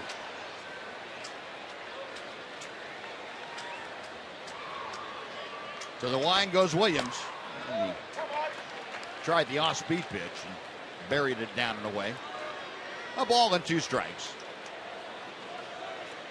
Leonis mentioned the big hits he's gotten. He had trouble getting anything other than big hits, though. Chop foul. He's 3 for his last 17 times to the plate. And 2 of those 3 hits we talked about. The bases clearing doubles in the first and last games against the Astros. Well, if you knock in 6 runs every 17 at bats, you're going to have a pretty good year. Yeah, you can take it at about $1.50. Shot is foul. Boy, that rifled right off the top of the Rangers dugout. Adrian said, hey, hit the ball out there. Center field, left field.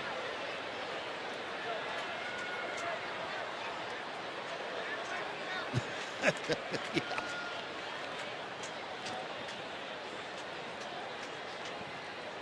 Another 1-2 pitch. Another hard hit ball. Leonis trying to get him out of there. Get him out of that kitchen, but Jerome Williams not straying very far from it. Until Leonis shows you can hit that ball fair, you stay right in there until he makes an adjustment to hit it fair. If he's going to swing at it. That's up the middle, and he gets a base hit to center. Williams tried to get a breaking ball down to him and didn't quite get it there. Leonis made him pay a leadoff single for Martin, so his good speed now at first with nobody out. Nicely bat by Martin, got a backdoor curveball and took it right back up the middle. Williams missed his spot, so Martin got a nice base hit up the middle to get things started. Well, Leonis at first base and 34 stolen bases this year. That's good for 5th in the American League and 3rd on this Ranger ball club. Here's Kinsler, who is 1 for 2.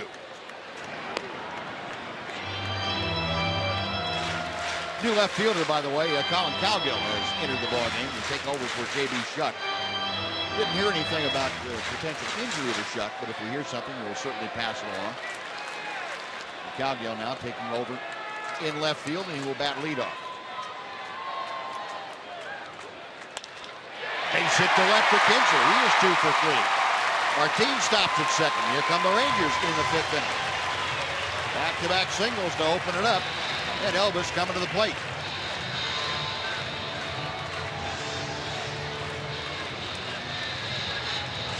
Mike Scioscia looking on anxiously. And a little conference on the mound. Let's take some time right here for a Mazda game break. Here's John Radigan.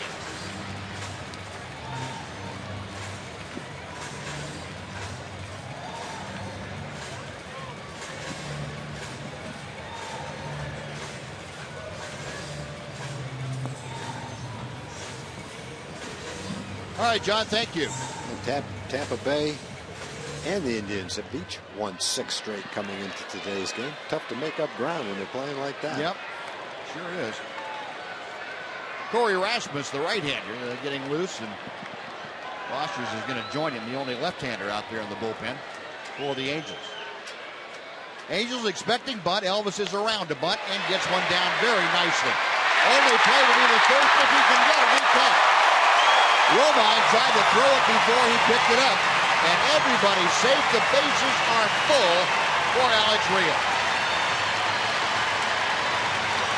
Well, with speed comes pressure, and Romine felt the pressure, knowing that Elvis put it down a great bunt. He had to come up with it cleanly, and just knowing that Elvis could get down the line, he had that extra pressure and bobbled it and couldn't get anybody.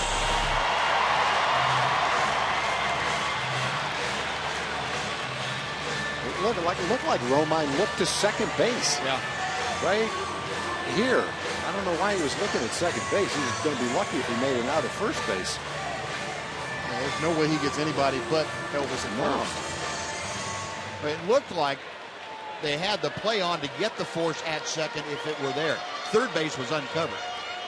And it looked like they had Ibar going over to get second, and with the idea that if we could get the force at third, we'd do it. Watch his eyes when he fields this. He's looking at second right there. Right.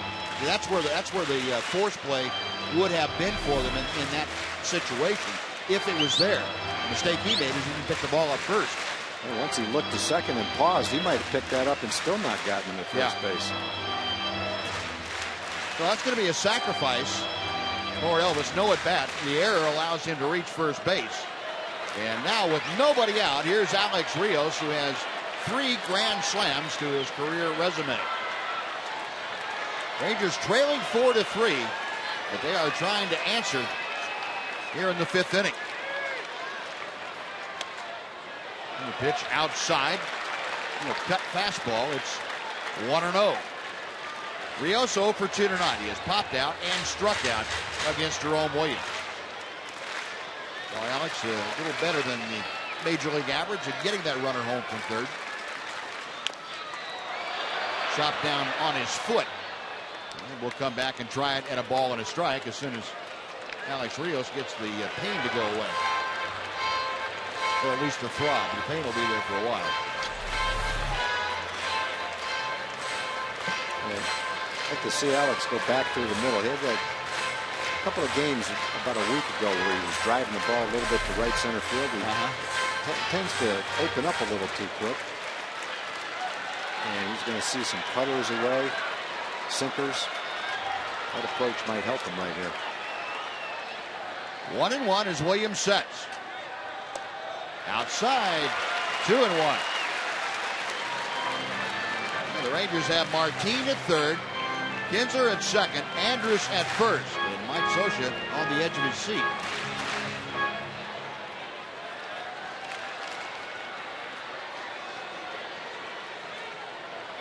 Williams next pitch. Outside, 3 balls and a strike. Rios refusing to expand the strike zone away from him. He is in the driver's seat now, 3-1. Rios to be followed by Adrian Beltre. Williams hasn't walked anybody yet. A good shot for your first walk right here. Crowd making some noise. I'd love to see the Rangers come back in this ball game. 3-2.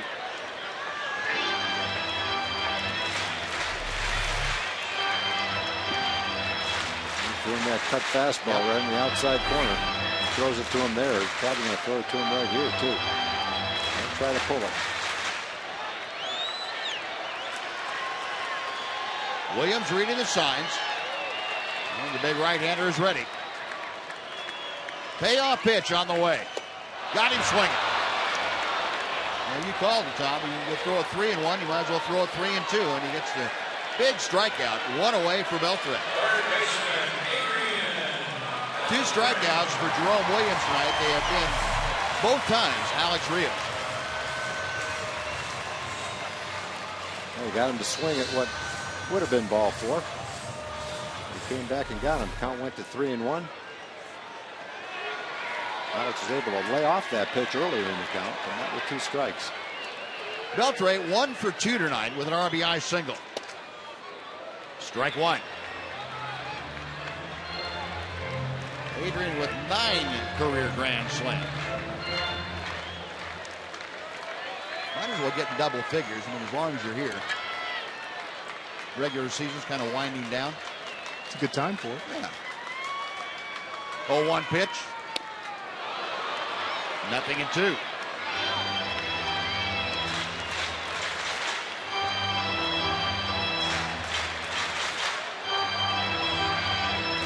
Adrian not quite up to the major league average. I mean, he has been struggling of late. We've talked about this with runners in scoring position and getting runners home from third with less than 2 outs. He's got his work cut out for him here, down on the count. up the middle to second for one. The return to first in time, despite a great takeout by Elvis Andrus at second base. Kendrick able to turn it over, and the Rangers come up empty. Bases loaded, nobody out, and the Angels get out of the inning. Rangers strand a pair. We're going to the sixth, 4-3 Angels. Mac, thanks for joining us. Sorry to end it on that note.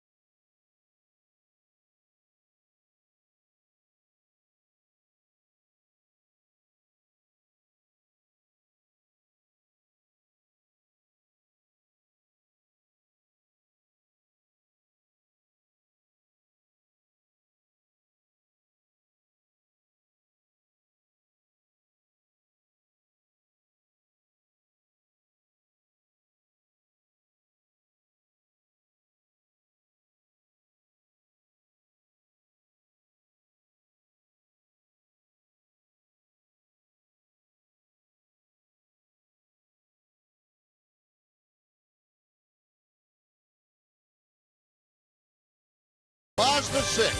When you change everything, you change everything. Well, the Rangers had a golden opportunity slide by unanswered in the fifth inning. Bases loaded, nobody out. A strikeout and a double play, and Jerome Williams and the Angels off the field with no damage done. At first and third, one out. Bases loaded, eventually with one out. Both innings ended with a double play. Well, Matt Garza back to the hill. He will face Eric Ibar, Mike Trout, and Josh Hamilton. From Garza's standpoint, he's got to be careful that he doesn't have a mental letdown after the anticipation of coming back out with a lead. Pitch is high for ball one. Ibar, 1 for 3. Singled, reached on an error, and fouled out. 269 the average for the switch hitting shortstop.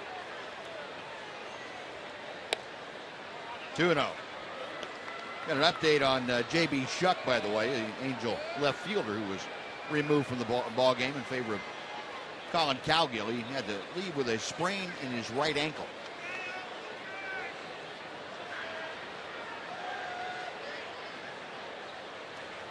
Two-0 pitch. Popped up. Beltre over at the railing, but it's back 4 rows.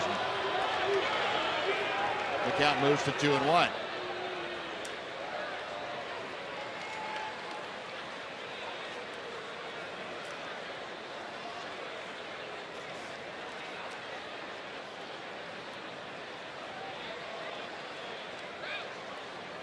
Garza just over the 100 pitch level, as you see 101 now as he gets ready to work to Ibar. Comfortable evening and temperature in the lower 80s now. Light breeze coming in from right center field. And Ibar, another pop foul that will reach the seats. 2-2.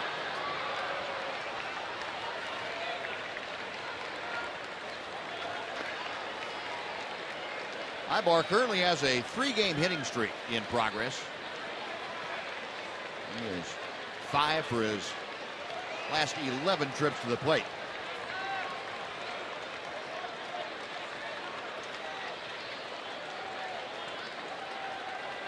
Garza winds the 2-2 pitch. That's the Ibar zone over there. Yep.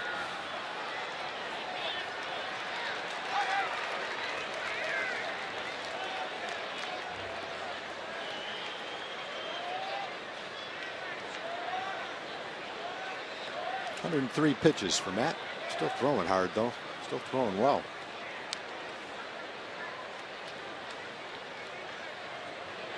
Garza, a long look into Brzezinski. Now he's ready to work. Another 2-2. Called strike 3. Got that breaking ball that caught the top of the strike zone, and Ibar grimacing as if to say no. Out number 1. Third strikeout for Matt Garza tonight. Well, Ibar doesn't strike out very much, but he's not the kind of hitter that you would say has a keen eye for the strike zone. He's only walked 23 times. And borderline pitch. Most hitters aren't going to like that call, but it's right at the top of the strike zone. Now here's Mike Trout. He was 1 for 3. An infield single, drove in a run in the second. A fielder's choice ground out, drove in a run in the first.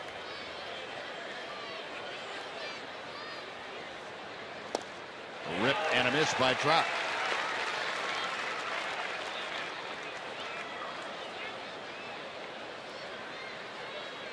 Mike Trout in the just completed series against Oakland for the Angels was 1 for 7.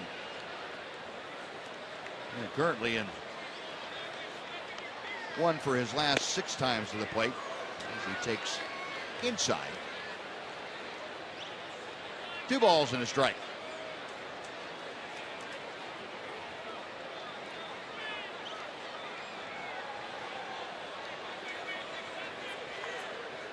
Garza okays the sign.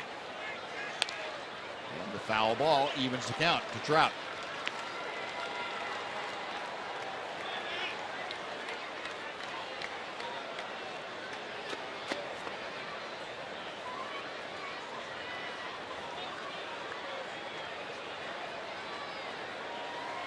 Trout this year against the Rangers hitting .365 with a couple of home runs.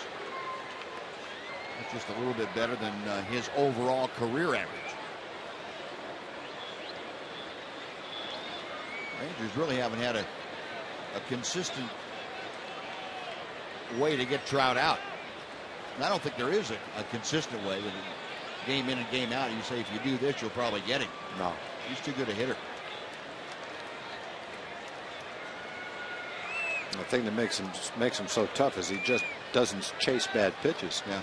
Got such a keen eye for a young guy to go from, I think he walked 65 times last year to walk 110 times this year. That's a dramatic increase in 1 year.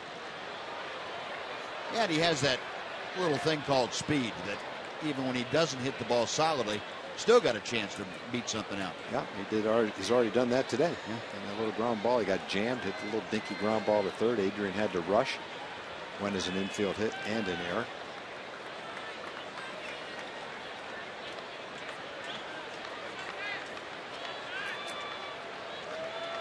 Trout waiting as Garza ponders a sign. Now Trout backs out. 2 balls, 2 strikes, 1 out, bases empty. Angels leading 4-3 here in the top of the 6th inning.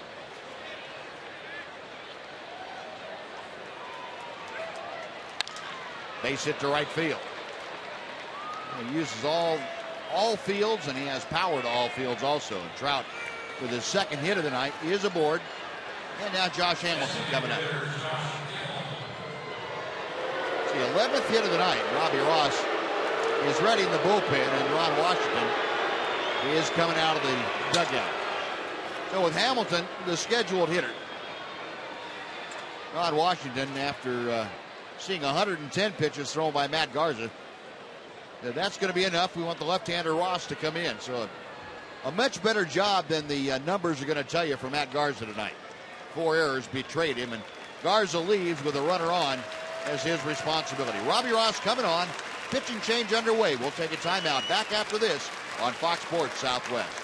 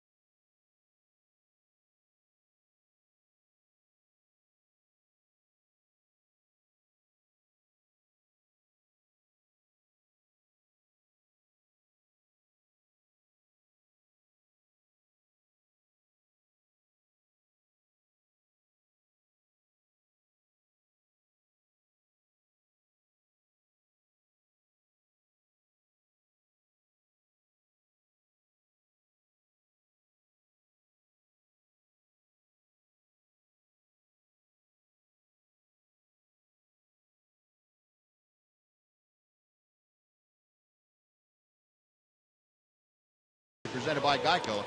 Pre-game show gets underway at 10 a.m. Eastern on Fox Sports 1. A local game with SMU and TCU at noon Eastern. And Louisiana Tech and Army at 4. And then on Fox in the evening at 6:30 Eastern, Arizona against number 16 ranked Washington.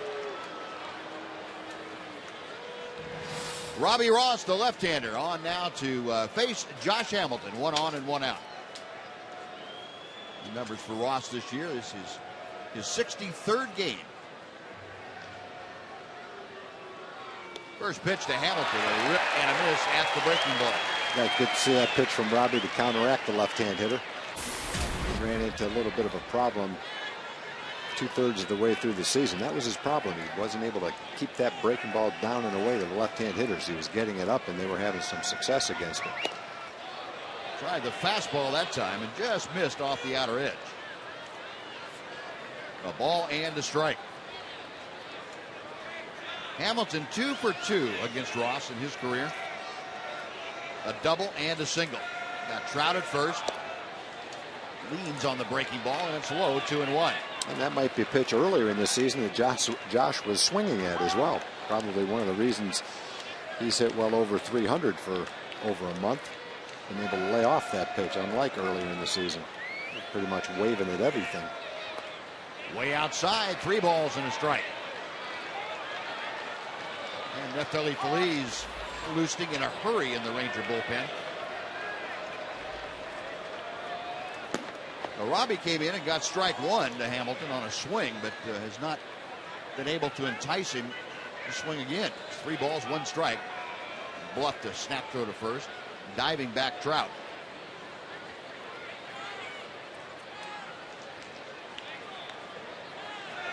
Ross sets. A check of first. 3-1 pitch, line to left field. Gentry over to his right, makes the catch.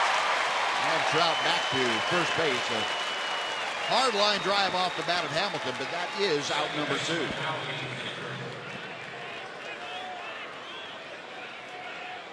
The first time Robbie Ross has ever gotten Josh Hamilton in a game to go out.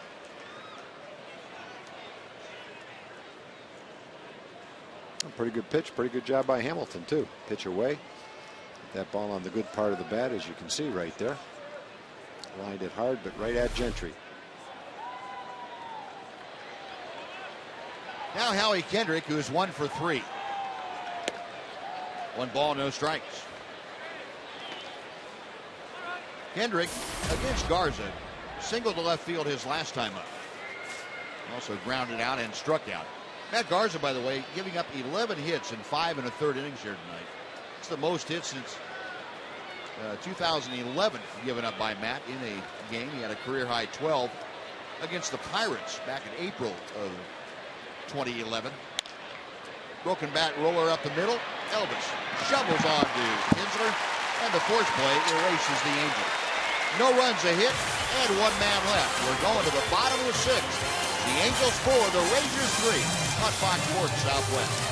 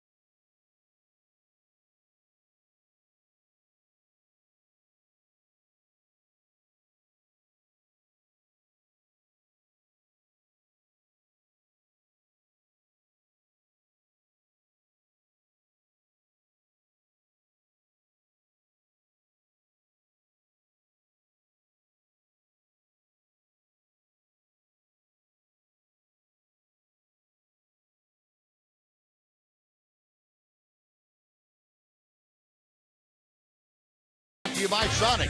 Tonight's jackpot is worth $100 and dinner for two at Sonic Drive-In. Tonight, the Rangers are hitting for Bruce Boras from Seagoville. And if a Ranger hits a grand slam during the inning, Bruce Boras from Seagoville will win $25,000. You can register at any participating Sonic restaurant. Now, Buddy Boucher's on now to take over, the left-hander, the only left-hander that the Angels have in their bullpen. Jerome Williams finished for the night as you look at the numbers for Boucher. Well, Jerome Williams snuck through 5 innings, 9 hits, 3 runs, pitched out of a couple of jams, first and third, 1 out, bases loaded, no outs in the last 2 innings. Rangers hit him well in the first inning, had 3 straight RBI hits, but couldn't score after that, even though they had a lot of base runners.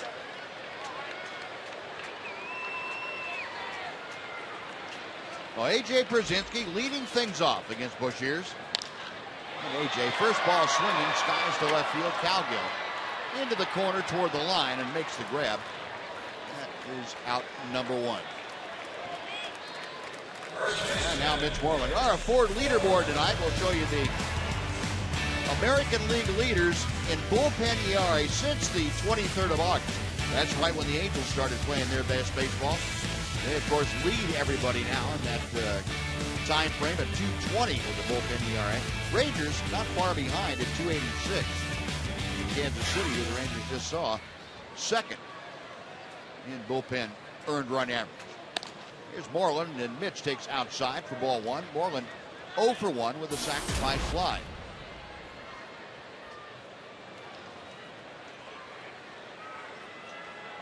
Angels 4 runs, 11 hits, 1 error. The Rangers 3 runs, 9 hits, and 4 errors. Boucher's pitch inside, 2 balls and no strikes. Boucher's a 4th round pick by the Angels. You get a look at the Angel bullpen. 2008 draft out of Alabama.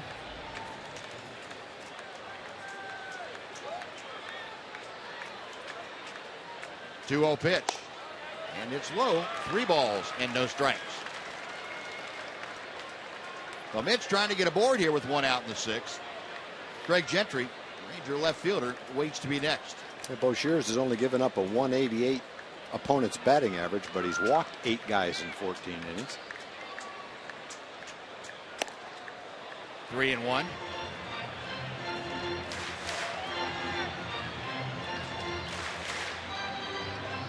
Mentioned the other night, Mitch Moreland going through a real roller coaster ride, hitting against left-handers this year.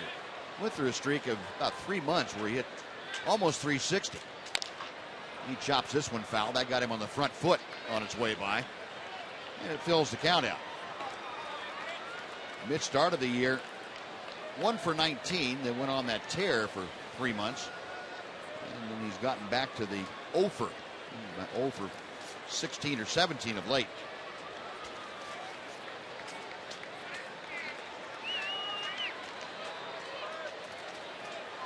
Three and 2 with 1 out. Base is empty. Boucher sets. And the payoff pitch. Got him swinging. Well, Boucher comes back from being behind in the count 3-0 to get the strikeout. And there are 2 gone for Greg Gentry. And dropped that breaking ball in on the 3-2 pitch. If you're a hitter, you're looking fastball, and drop that pitch on the outside corner. Pretty good curveball.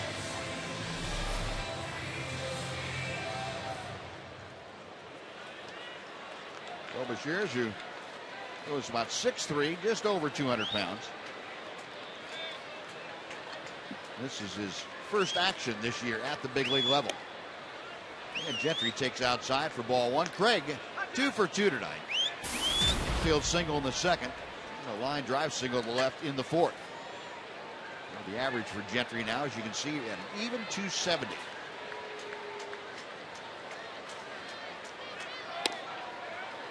One and 1 the count.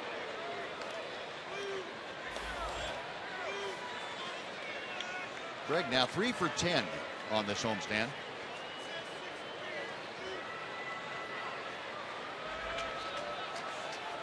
Boucher sets the 1-1 pitch. 2 balls and a strike.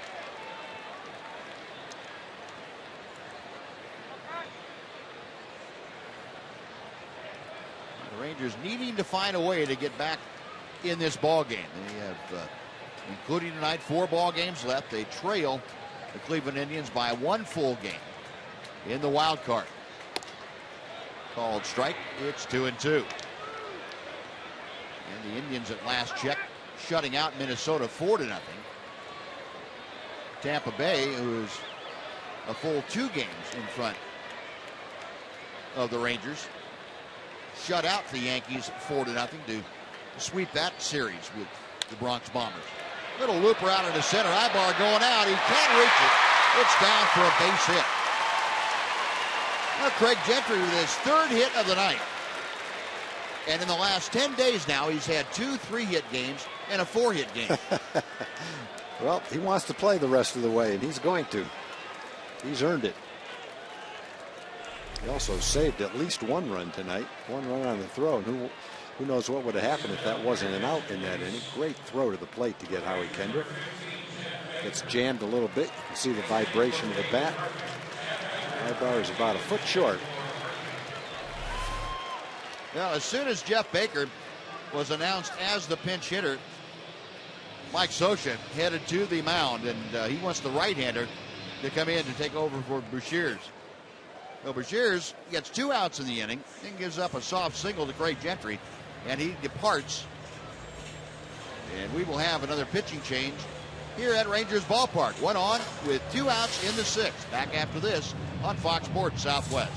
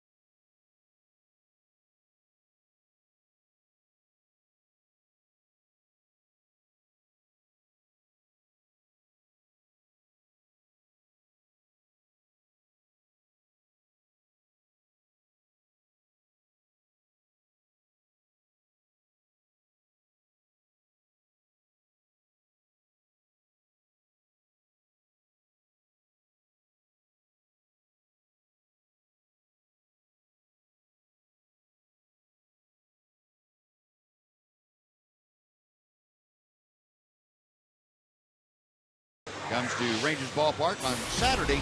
That's November the 9th. Lineup includes the Eli Young Band, Josh Abbott Band, Thompson Square, and Easton Corbin.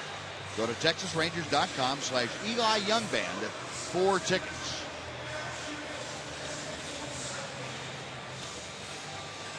Well, the Rangers have the tying run aboard with 2 outs here in the 6th inning. And Corey Erasmus, 25-year-old right-hander, to take over on the mound.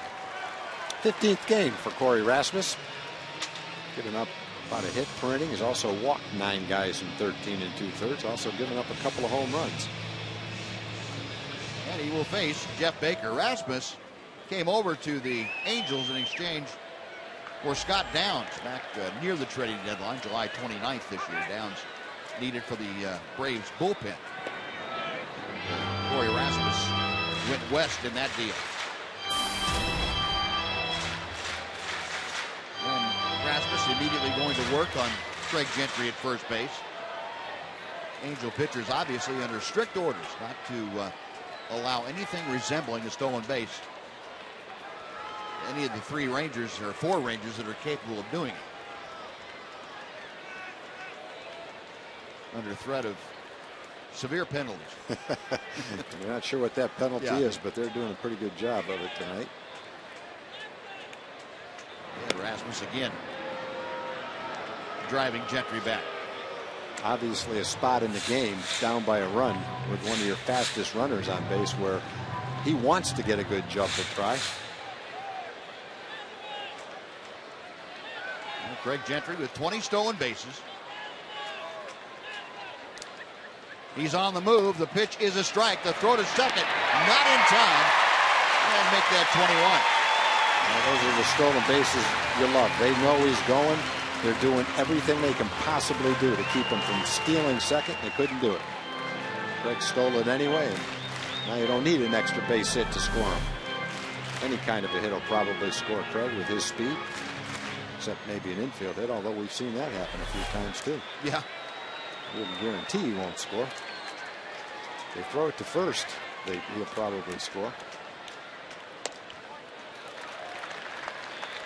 1 ball and 1 strike now as Jeff Baker takes the pitch down and away. Baker at 283, 11 home runs, 21 RBI. In as a pinch hitter for David Murphy, and that provided the impetus for the pitching change by Mike Socha. Rasmus with a 1-1 pitch. 2-1.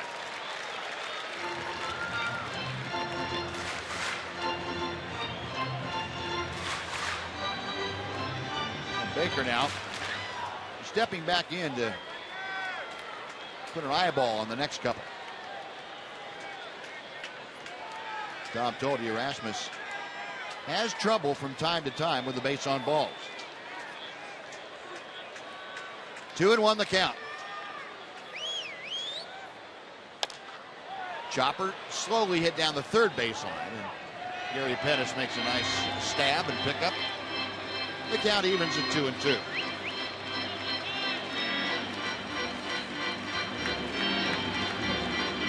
What a happy young man.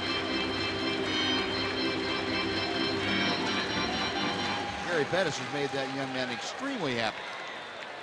That was nice of him to let his sister take a look at. Yeah, he's going back to the Peanuts. Yeah. He can have the ball.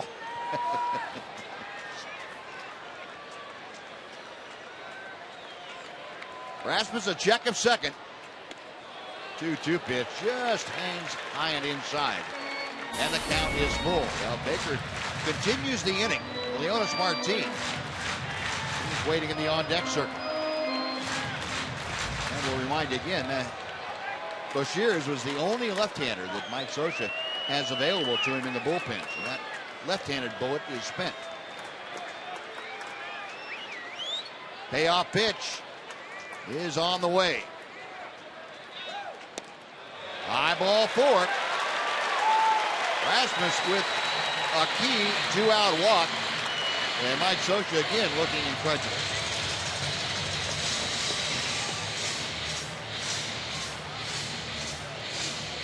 So first and second.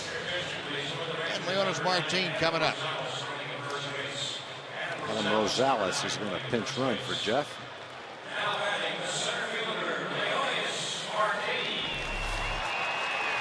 Well, Rosales on to carry the go-ahead run at first base here in the 6th inning.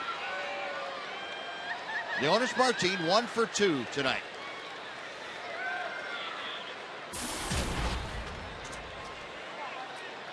Mentioned Martin has come through with some big doubles in this homestand.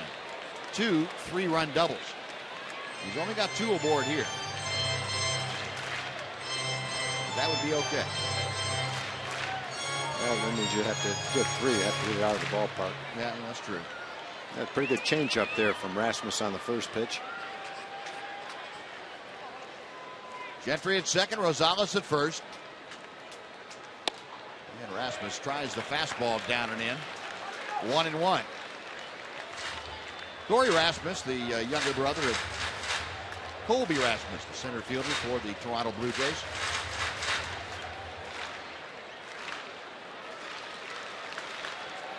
Toronto, by the way, the next stop for the Tampa Bay Rays. They are leaving New York tonight and heading to Toronto for the weekend. Rip and a miss as he pulled the string again. 1-2 to Martin.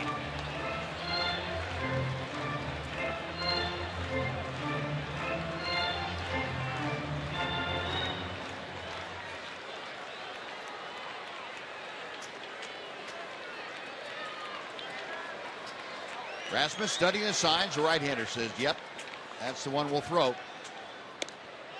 Had that big breaking ball, and he has not been able to get him to come down into the strike zone yet. Left him up high. You remember last night, the double that Leonis Martin had, the bases full. He had a hanging breaking ball and pulled it to right for the double. He's got Gentry at second, Rosales at first. The 2-2 pitch. Base hit right center field. One run's home. It's up the alley. Rosales being waved around. He's going to score. There will be no throw.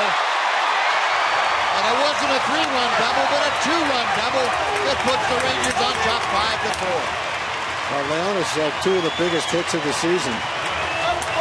We're back to the other day when he got the big double to put the Rangers ahead. Now he's got another one. Key part of the game to put the Rangers back in the lead. Bearing down and getting a big hit.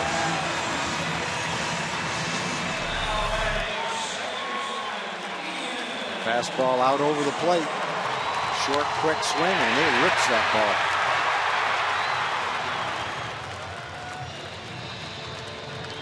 Well, Leonis Martin has 8 RBI in this homestand. This is the 4th game of the homestand. They've come on 3 hits. And Ron Washington, right there, Leonis Martin's biggest fan. Everybody scored. Well, the Rangers back on top. It's now 5-4, and Ian Kinsler, who is 2 for 3 tonight, takes high for ball 1. Kinsler, a pair of singles, a run scored. Got Martin out at second base. All the damage done with 2 outs here.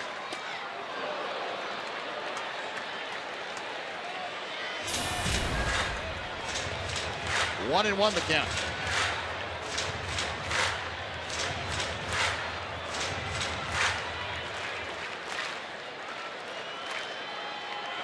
Leonis with 49 runs driven in for the year.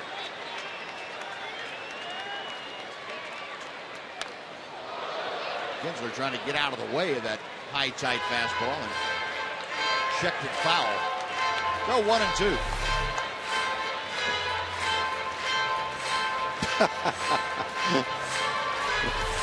That's a manager that's involved. Yes, he is.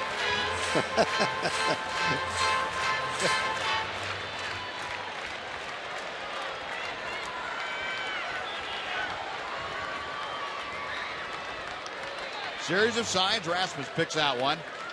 Right-hander is ready. A check of Martin. Kinsler a drive to right center field. On comes Trout to his left and makes the grab, and that'll do it. But Leonis Martin comes through with a huge 2-out double, scoring 2 with a couple of hits. The Rangers have the lead on to the 7th. 5-4 Texas.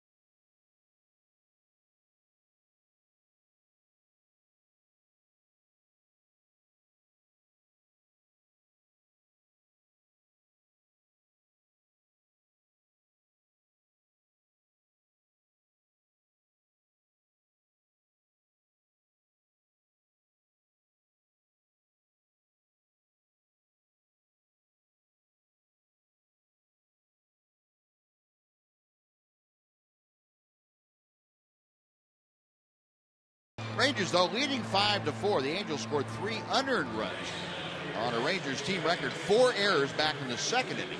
And Leonis Martin with the 2-run double his last time up. He is 2 for 3 tonight. And again, the big hit from the Rangers center fielder puts them back on top. That 2-run double in the 6th inning. And the Rangers fan thanking the fans once again. 3 million strong. Again, coming out, just going over the 3 million mark tonight. And Nolan Ryan and Bob Simpson thanking the 3 millionth fans as that family was in the turnstiles as the part of the crowd tonight, which is just over 26,000. 3 million eclipsed for the 2nd straight year. Tanner Scheppers working to Cole Calhoun starting off the 7th. The numbers for Tanner Scheppers. Tanner pitched the other day. Had to throw a lot of pitches to get out of his inning. They're around 30 pitches or so. Had a day off, ready to go today. Calhoun a drive up the alley in right center field. Long run for Rios and Martin. It is one hopping off the wall. And now Rios had trouble picking it up. So Calhoun continues to third. And he will be at third with nobody out in a 5-4 ball game. Right, Calhoun was ready to stop at second. Alex tried to come up with it off the wall and wasn't able to do it. See if that's a double and an error or a triple all the way. Ball came back a little bit. Caught the inside part of the plate. Calhoun put a nice swing on it. Talked about Calhoun showing some pretty good power. 8 home runs in less than 200 at bats. Jonas couldn't quite get to it. And Alex couldn't quite catch it off the wall. So now the tying run at third, nobody out, and Mark Trumbo fouls off the first pitch. That's going to be ruled a triple for Calhoun to start the inning off. Guess they figured 4 errors in a night is enough. Won't tack on another one. No. Well, you got your work cut out for you to keep the lead now. Man on third base and nobody out. And Trumbo 2 for 3 tonight, a pair of singles. Ranger infield all the way in. Ground ball by the dive of Anderson to left center field. And that will get the run home. Trumbo with his 3rd hit of the night ties the game. It is now 5-5. Well, that didn't take long. Good hitting by the Angels. Trumbo hit that ball hard with Elvis in. He didn't have time to do much more than take a step and a dive. And you get lucky, it's right at you. Get unlucky, it goes right by you for an RBI hit. Now try to keep it right here at a tie ball game. Well, Trumbo at first, still nobody out. Chris Iannetta takes high for ball 1. Iannetta 1 for 2, a single and a walk. He is also grounded out. Well, the Angels coming back to tie with a couple of hits to open up this 7th inning. A broken bat grounder slowly hit to short. Kinsler turns it over, and they get the double play as Elvis was fending off the business into that bat coming out at him. Well, with Iannetta running, they had a little time, so Elvis could concentrate on the ball, make an accurate throw, and still give Ian plenty of time to turn the double play. The run is in, but you've erased the base runner. Now there's obviously nobody on for 2 outs. Ran that ball really nicely in on the fist. That ball had a lot of movement on it and jammed him. And that ball shot right back off of Tanner Scheppers, and it carries like a video game. Carrying right over to Mitch Moreland at the bag. Well, that'll do it. The Angels tie it. They get a run on 2 hits, nobody left. Stretch time at the ballpark, 5-5 the score.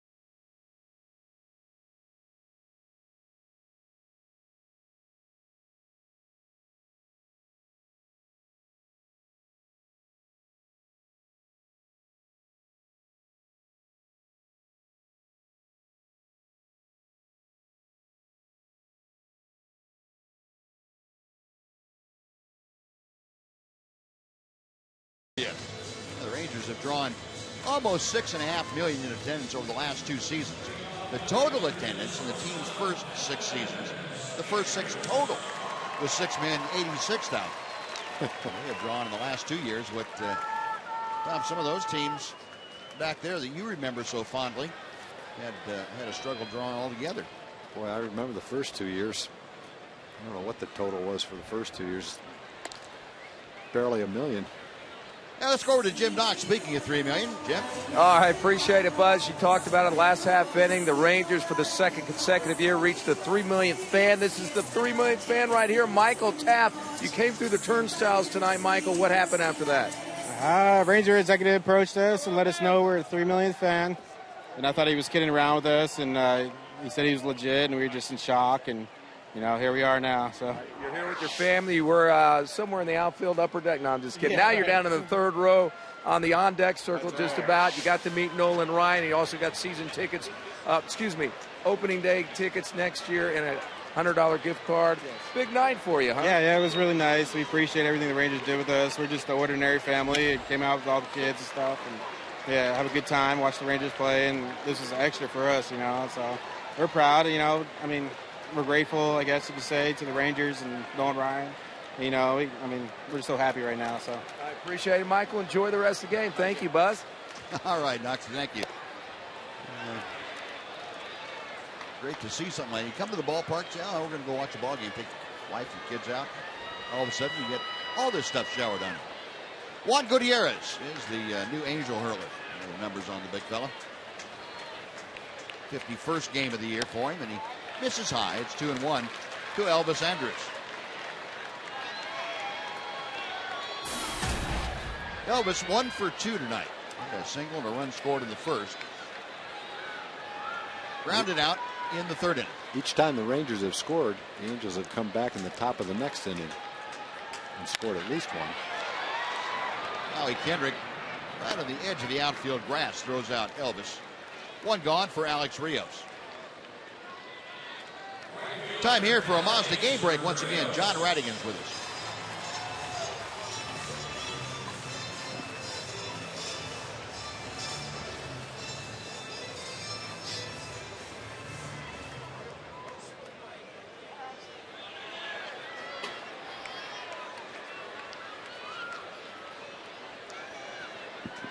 For the years he's put in, that it has to be an emotional thing for everybody. I guess. What a tremendous career it's been. All-time saves leader.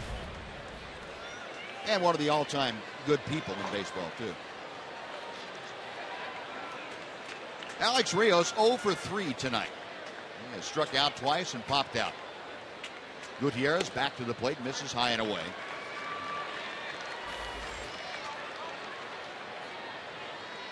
Rangers and Angels tied at 5. The Angels about hit the Rangers 13-11.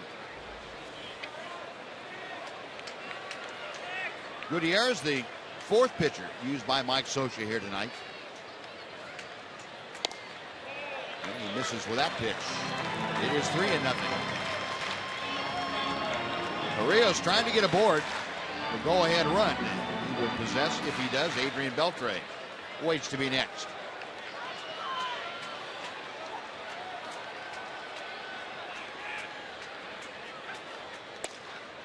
And 3-1 now.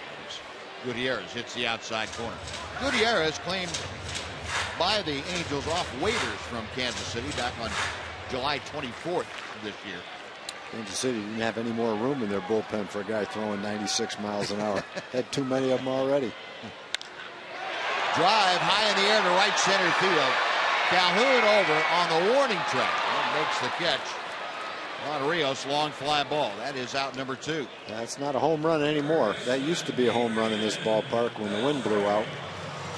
But the new construction behind home plate has completely changed the way the wind used to come in and then blow back out. We've seen it time after time. Balls that are hit pretty good to right center field die at the warning track. Those balls would have been well into the Ranger bullpen, but not anymore. Yeah, I remember when we had Nolan Ryan on with us back in early May, I think it was. The wind was blowing, and we asked him about his opinion whether to change it or not. He said, "No, I'm going to have to wait until we get some more games under our belt. Well, I think we can say now. I've seen enough. Yeah, I think we can say safely now that, yeah, it has affected the jet stream. It's no longer in evidence here. I can't remember a ball that shot out of here. Used to be almost every ball hit to right field. Go, wow, look at that ball go. Now, if you hit it out from center field to right center field, it's just a legitimate home run. Yeah. You just hit it so hard it went out of the ballpark. You didn't get any help from the elements at all. 2-0 pitch to Beltre. High in the air on the right That's side. the way the park was designed. And then there's the new construction that allows air to go from the outside into the stadium. And when they built the club back there, I don't know how many years ago that was, 6 or 7 years ago, 8 years ago, it just completely blocked that off, and that created the wind tunnel going out to right field. Now the new construction kind of brought it back a little bit more the way it was in the first place. Maybe made it even better for the pitcher than it used to be. It opened that up back there, so the wind had a place to go through. It didn't all sweep back down on the field and go out. Exactly. 2-2 the count to Beltre. 2 outs, bases empty. Got him swinging. There were times where the second base, you look out at the second baseman, the wind almost blew his hat out into right field. Gutierrez has a 1-2-3 inning. We're going to the 8th. The Rangers 5, the Angels 5 on Fox Sports Southwest.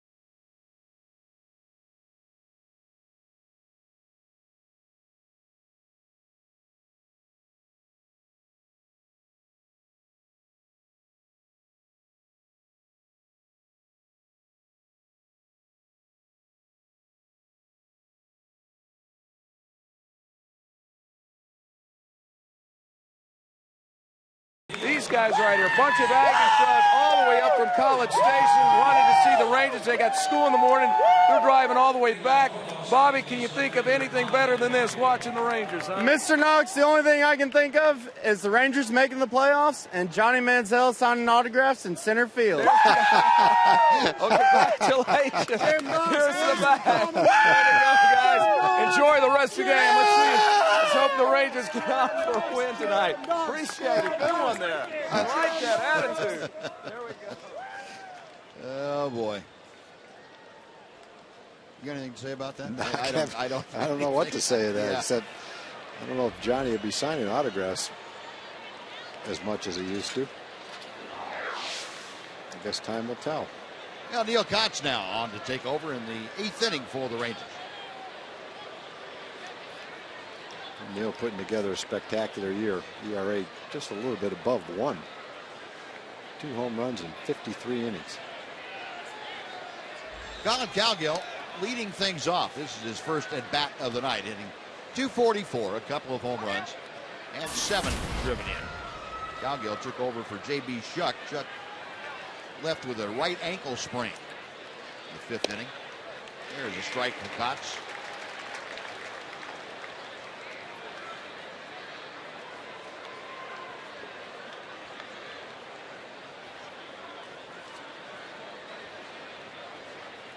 Back to the plate he comes, and the pitch fouled away to the right. It is 1-2.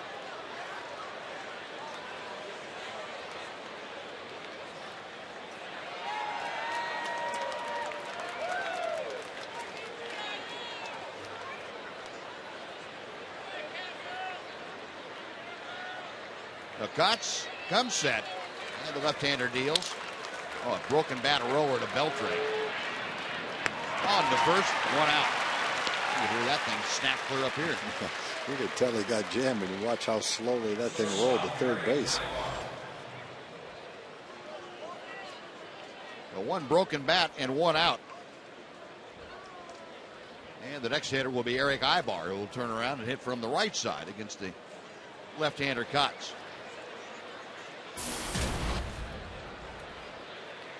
Ibar, 1 for 4. Singled way back in the first inning, reached on an error in the second and scored.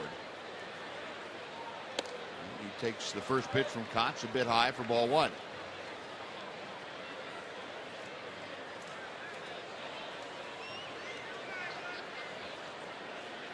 Ibar, a .269 hitter. 1-1 the count.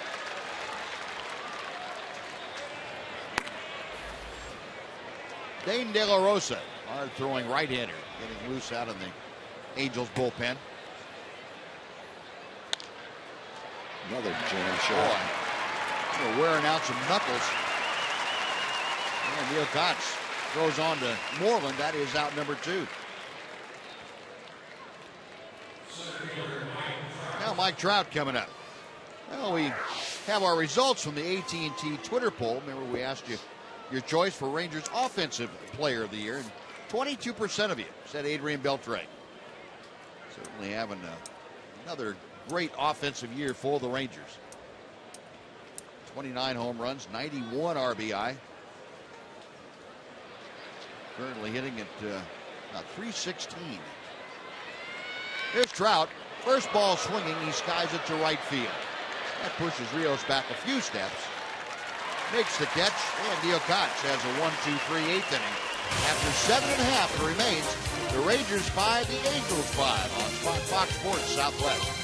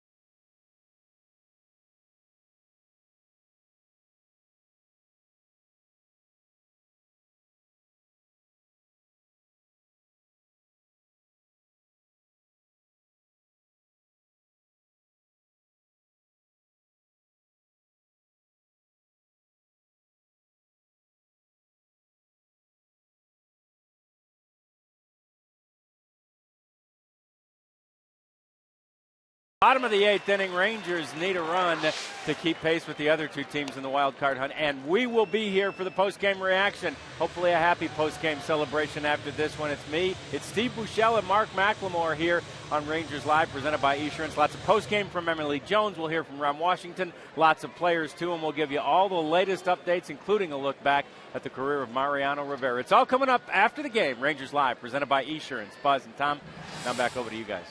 All right, John. Sounds great. Yeah, Dane De La Rosa, hard throwing right-hander, has come out of the Angel bullpen to take over, and he has been a workhorse. Yeah, this is going to be his 74th ball game. He's pitched great. A lot of decisions for a reliever. They've pretty much gone his way, 6-1. And facing A.J. Brzezinski to start off the Ranger 8th. Brzezinski 1 for 5 against De La Rosa. He has the most at-bats against the right-hander of any Ranger hitters. 1 ball and 1 strike. No, just like Gutierrez, De La Rosa tunes it up there in the mid-90s. It used to be something you could talk about. Nowadays, pretty much standard fare for short relievers late in the ball game. Now you talk about it if they don't tune it up in the mid-90s. Come in throwing 89, 90, you go, well, okay, let's see what his real pitch is. Must have a curveball, a splitter, cut fastball, something else. 2-1 to A.J.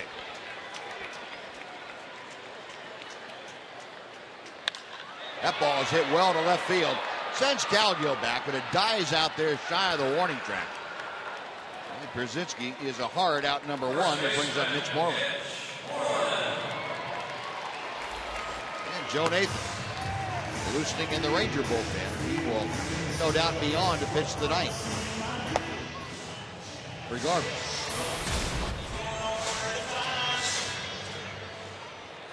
Moreland 0 for 2 tonight. Other than the sacrifice fly, he has lined out and struck out. De La Rosa with the first pitch, and that's high for ball 1. Mitch 1 for 3 with a single against De La Rosa.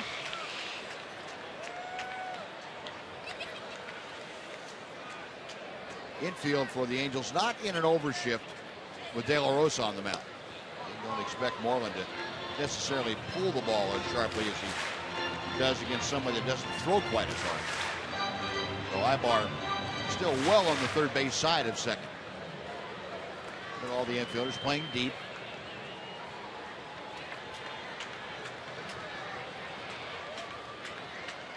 One ball, 1 strike, the count. Now 2-1.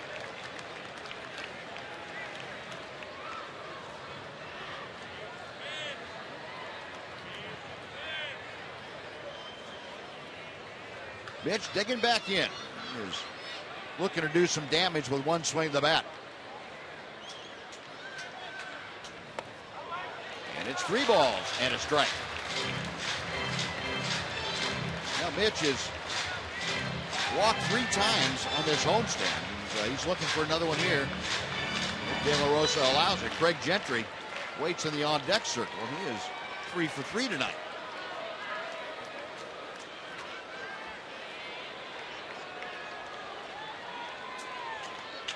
De La Rosa's 3-1 pitch. Outside corner. The count is full.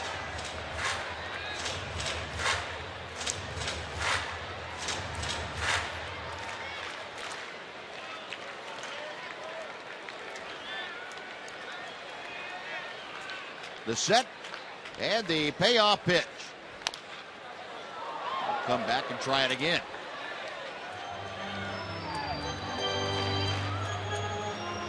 Well, the Rays, as we told you, shut out the Yankees tonight 4-0. Cleveland leading 6-1 over Minnesota.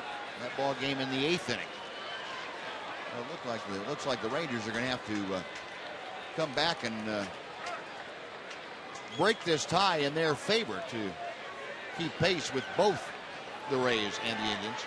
If the Rangers do win this game, they will have won 5 out of 7 and lost 2 games to both teams. And another chopper foul. That's a tough group for this late in the year. Yep.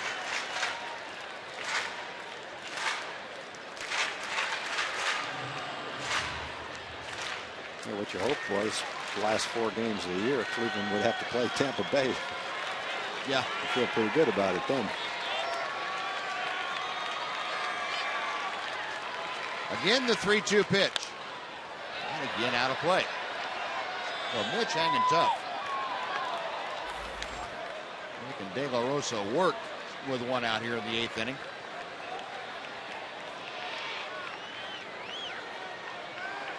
De La Rosa sticking with that mid to upper 90s fastball.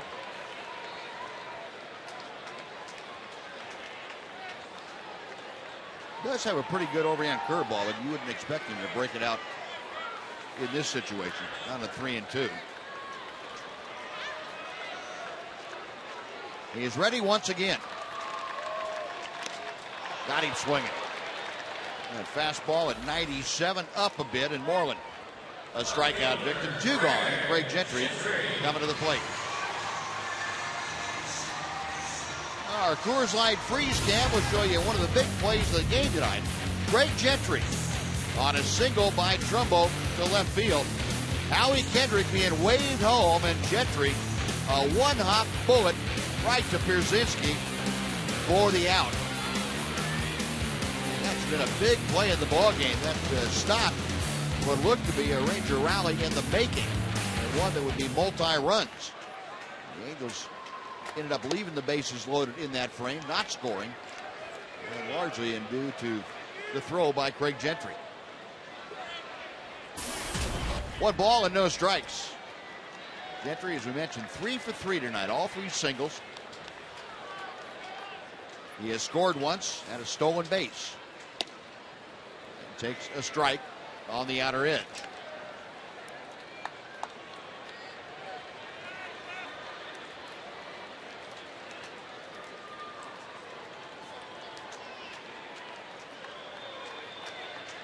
De La Rosa peering in for the sign. And the big right-hander is ready. 1-2. Greg shaking his head. He didn't quite tune it up to 97 that time. No, he didn't.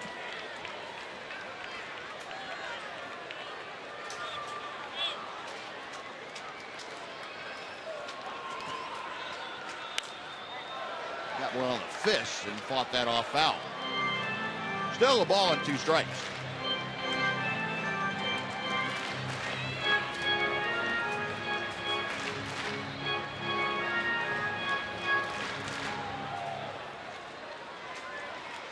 Gentry now 4 for 11. That 3-hit game here tonight. 4 for 11 over this 4-game homestand thus far. Got him swinging. De La Rosa, a couple of strikeouts at the beginning. The Rangers gone in order. We're going to the 9th at Rangers Ballpark in Arlington. Rangers 5, Angels 5, and Joe Nathan coming on.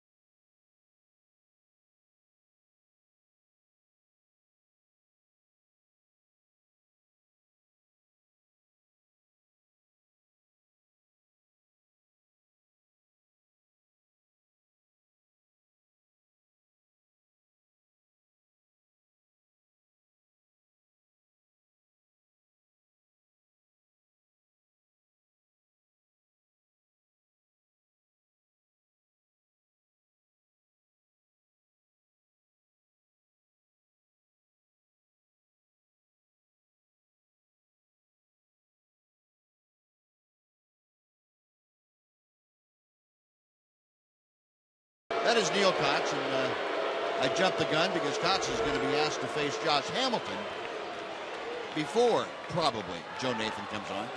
Sorry about that. Well, yeah, and what you can do is you can just save Joe a few pitches, and he might come in, pitch 2/3 of an inning, and maybe pitch the 10th inning if it goes into extra innings. No turning back now. You can't lose tonight. You know what's right in front of you, and that's the other 2 teams have either won or on their way to winning. Well, here's Hamilton, and first ball swinging. It's out of play to the left against Neil Kotz. Hamilton 1 for 3 tonight. First inning single. He also intentionally walked. That was in the second inning. Hamilton hitting at .249. A rip and a miss. He was down in the count, now 0-2. Hamilton 1 for 6 in his career against Neil Kotz with a pair of strikeouts. Left-hander sets the 0-2.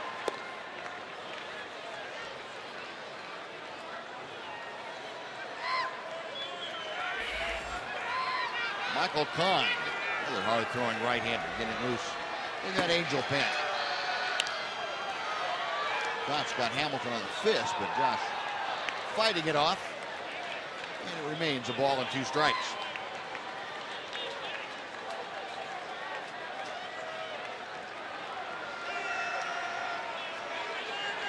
Infield in a shift against Hamilton, around to the right side. 2-2. You see Elvis Andrus a step or two on the first base side of second. He and Kinsler midway between first and second. Outfield shading Hamilton the other way. Way inside. And the count is now full. Hamilton, the cleanup hitter for the Angels, will be followed by the second baseman, Howie Kendrick.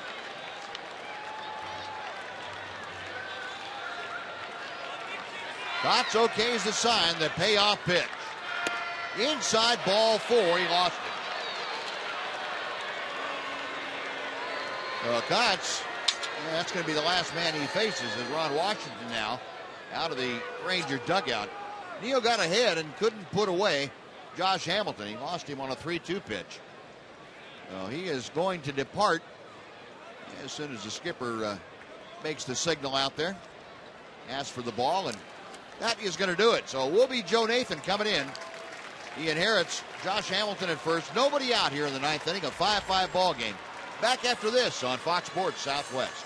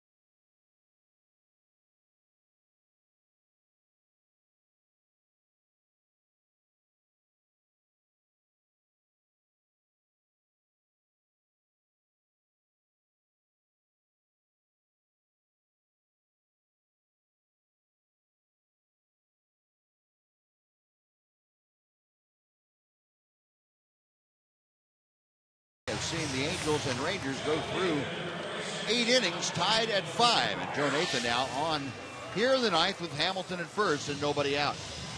64th game for Joe. He's going to face Kendrick, Calhoun, and Trumbo with a man on first base, Josh Hamilton. Neil got ahead of Josh 0-2. Couldn't quite make the pitch to put him away. And Joe's going to have to pitch out of the jam. Minor jam, man on first base. But there's nobody out. Kendrick and Nathan, familiar adversaries. They have faced each other about 2 handfuls of times. And Joe has the advantage. 2 for 10 is Kendrick against Nathan. Hamilton with good speed at first. Nathan Now with Kendrick around a bunt, and he bunts it foul. Coming back, Pierzynski, but that's over the screen and into the first row of seats.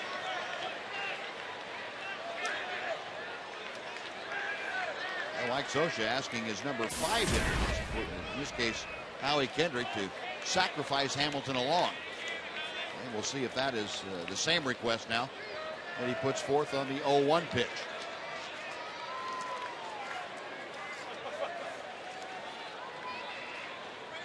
No surprise that Mike Scioscia would use the bunt. He is very much a small ball proponent. Always had teams that could do that very well. And that bunt fouled off by Kendrick. Not a very good effort there. And it's 0-2. Best pitch to throw, the high fastball. Toughest pitch to bunt.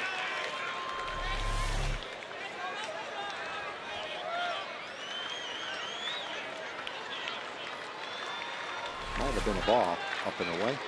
Apologize to all you lip readers.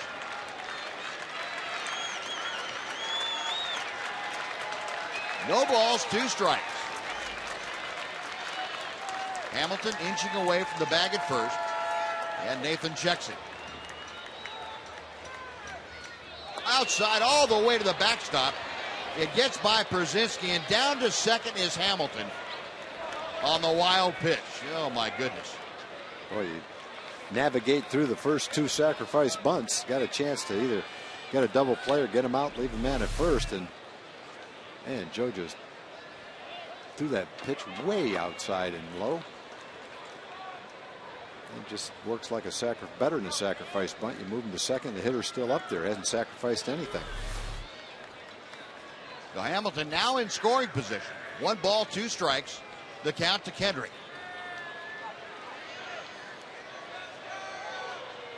Elvis behind Hamilton by a couple of steps. Nathan with the pitch. Chopper to the right side. That will get Hamilton over. Moreland to Nathan covering. That is out number 1. But now Hamilton just 90 feet away with a go-ahead run. And 1 out here in the 9th inning. Well, Kendrick couldn't get the bunt down to sacrifice the man to second. He went to second anyway on the wild pitch. But then with 2 strikes, Kendrick does an excellent job of hitting the ball to the right side of the infield with 2 strikes to move the man to third base.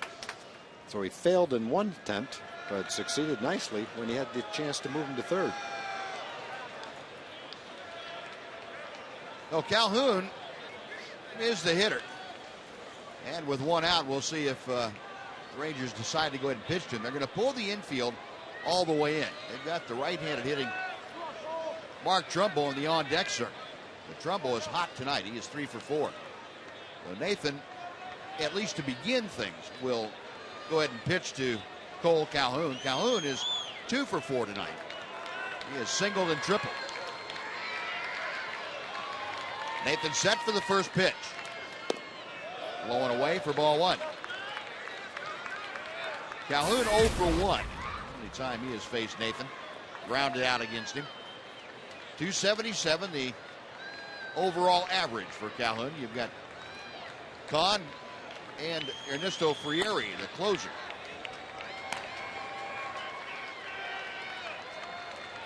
One ball, no strikes.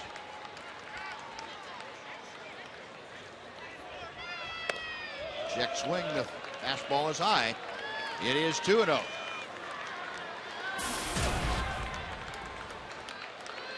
Angels this year at 265 with runners in scoring position. 3 out of 13 tonight. They've got Hamilton down there at third with the go-ahead run here in the top of the 9th inning.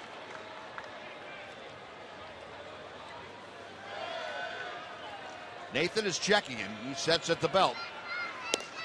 And a backdoor slider catches the outside corner. It's 2-1.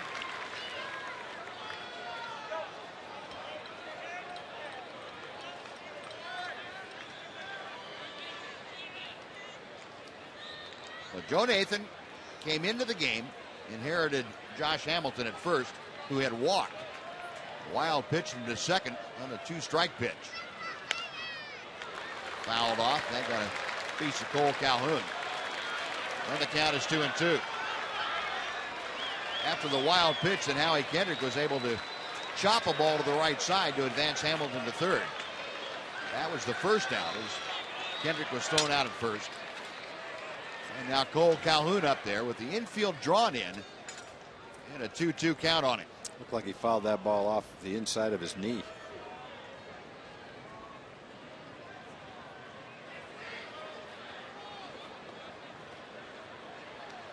Yeah, I don't care what baseball etiquette says about not rubbing it. I'm rubbing that thing if I get hit there. That wouldn't bother me either. Oh boy. Goodness. That hit hard. Yeah.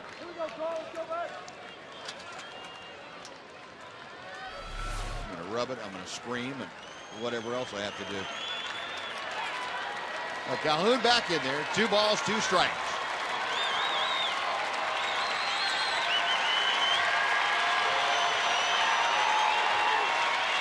Crowd trying to get behind Joe Nathan and the Rangers. Get out of this predicament. Nathan's pitch. Ooh, that foul ball almost got Mark Trumbo. Man, you can't be much later and make contact than that. I think it hit him. I think you're right. He's going to be taken down the tunnel and into the clubhouse. And look at Calhoun. Well, you think you're safe right there. It's hard to foul a ball off at that angle. The ball was by him. There's just no way you could be ready for that. You can watch a whole season and not see a ball hit at that angle. Yeah, exactly. Well, that's why they have the on-deck circles there. You almost never see it. Oh, good. Another 2-2 pitch is coming. Got him swinging in the dirt. We'll throw to first. That'll do it. Calhoun is the second out of the game for the inning. This is okay. And Trumbo is coming back out of the dugout. Trumbo's coming back. They had Efren Navarro up there in case he couldn't come back. They must have just nicked him somewhere. Yeah. Got him to fish for that pitch in the dirt. Big strikeout. Man on third and 1 out. Great job by Joe. And they'll get one more here. Trumbo 3 for 4 on the night, though. Trumbo with 3 singles, an RBI his last time up. With 2 outs now, the infield all the way back and pulled around to the left for Trumbo. And Nathan's pitch off the outside corner is ball 1. Ooh, that's where it hit him, huh? Right on the side of the head there. Could have been. Might have been. Should have been. All those.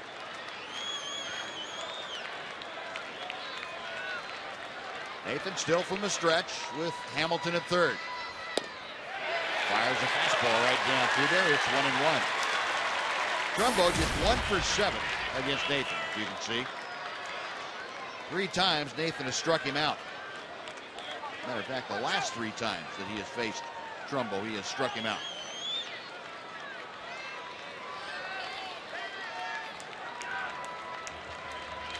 Joe okays the sign from Pierzynski.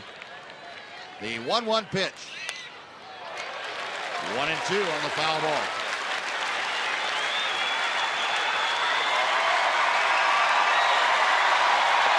Now the crowd getting on their feet. Aggies included. They are behind Nathan.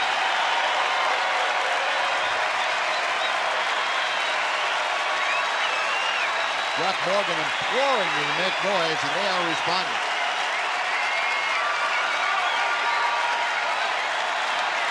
Nathan okays the sign, and he is ready to go. The 1-2 pitch. Got him swinging. Nathan back-to-back strikeouts with Hamilton at third, and the Angels are thwarted in the ninth. 1 man left. Bottom of the ninth coming up. Rangers 5, Angels 5.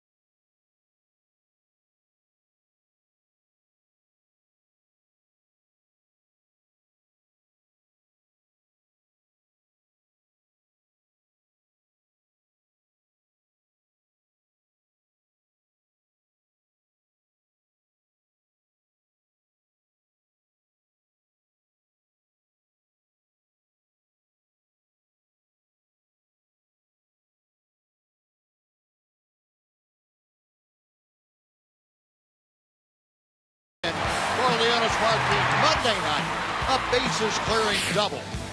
Wednesday night, a bases clearing double. And tonight, a 2-run double that gave the Rangers the lead. 8 RBI on 3 hits for Leonis Martin on this homestand. We believe, better believe we believe, Leonis Martin has been doing it. And he will get a shot here in the 9th inning. He will follow Jurickson Profar to face Michael Kahn, who has come into the ballgame. Michael Kahn, another one of those big, strong, mid-90s fastball guys. Only gives up a 208 opponent's batting average. Here's one at 95. And Jurickson Profar pinch hitting in the DH spot. Adam Rosales had come on as a pinch runner. So Profar technically pinch hitting for Rosales. Jurickson hitting at 232. Excuse me. And 5 home runs, 25 RBIs. Takes outside. A 5-5 game. The Angels with 13 hits. The Rangers with 11 hits. That ball is hit deep. Down the right field line. If it's fair, it's gone. Goodbye.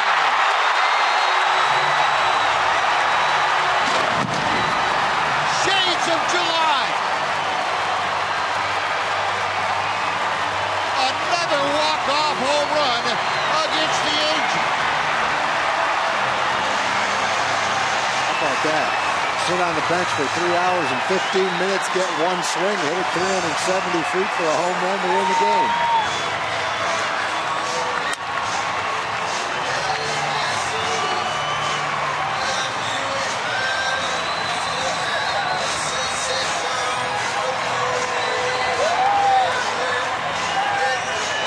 That is 4 consecutive games the Rangers have beaten the Angels in this ballpark on walk-off home runs, and Jurickson Profar has his first walk-off shot of his career.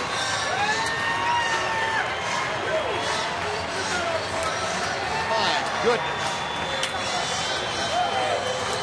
6-5 the final, and the Rangers do indeed keep pace in the wild card race. Well, it was definitely a must-win.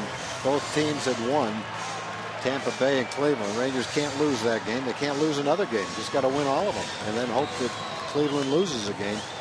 It didn't happen tonight, but the Rangers hung in there and won a ball game. And let's go down to the field where Emily Jones is standing by with the Magic Man, Jurickson Profar. Yeah, here he is, Jurickson Profar. First of all, are you okay after the celebration? Yeah, I'm good.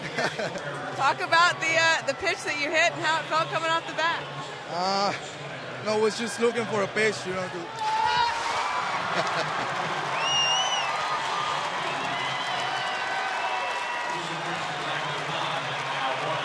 All right, let's finish. Yeah, I was just looking for a pitch, you know, to drive, and I got it and made a good swing. Let's talk about coming off in this situation, what this is like for you, what this does for this team. Absolutely a must-win. Couldn't get much bigger than this. Every game is big for us now, so we got to fight to the end. You know, this one we're going to do every night, fight to the end. Jurickson, congratulations. Go enjoy and clean up, guys. All right, Emily, a very happy Jurickson Profar, and rightfully so. Oh, what a run this has been against the Angels.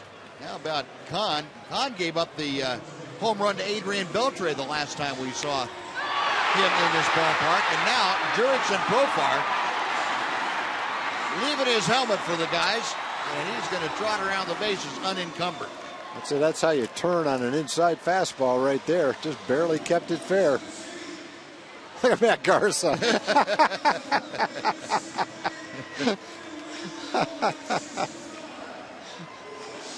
Everybody. Oh, that's great to see. Beltre took Kahn deep the last time for that third walk-off, and this the 4th straight walk-off. Jurickson Profar, his first of his career. You know, it's one thing to go up there looking for a pitch to drive. It's another thing to be able to get it and do that. And Jurgen Profar with our Phantom Cam showing you solid contact. I didn't see any wiggle in that bat. No, I didn't either. That is dead center. So Profar gets it done. The Rangers get it done. They have now won 4 straight on this homestand, and they are keeping pace in the wild card race. Now, John Radigan and company will be back to wrap things up for you right after this on a 6-5 Ranger win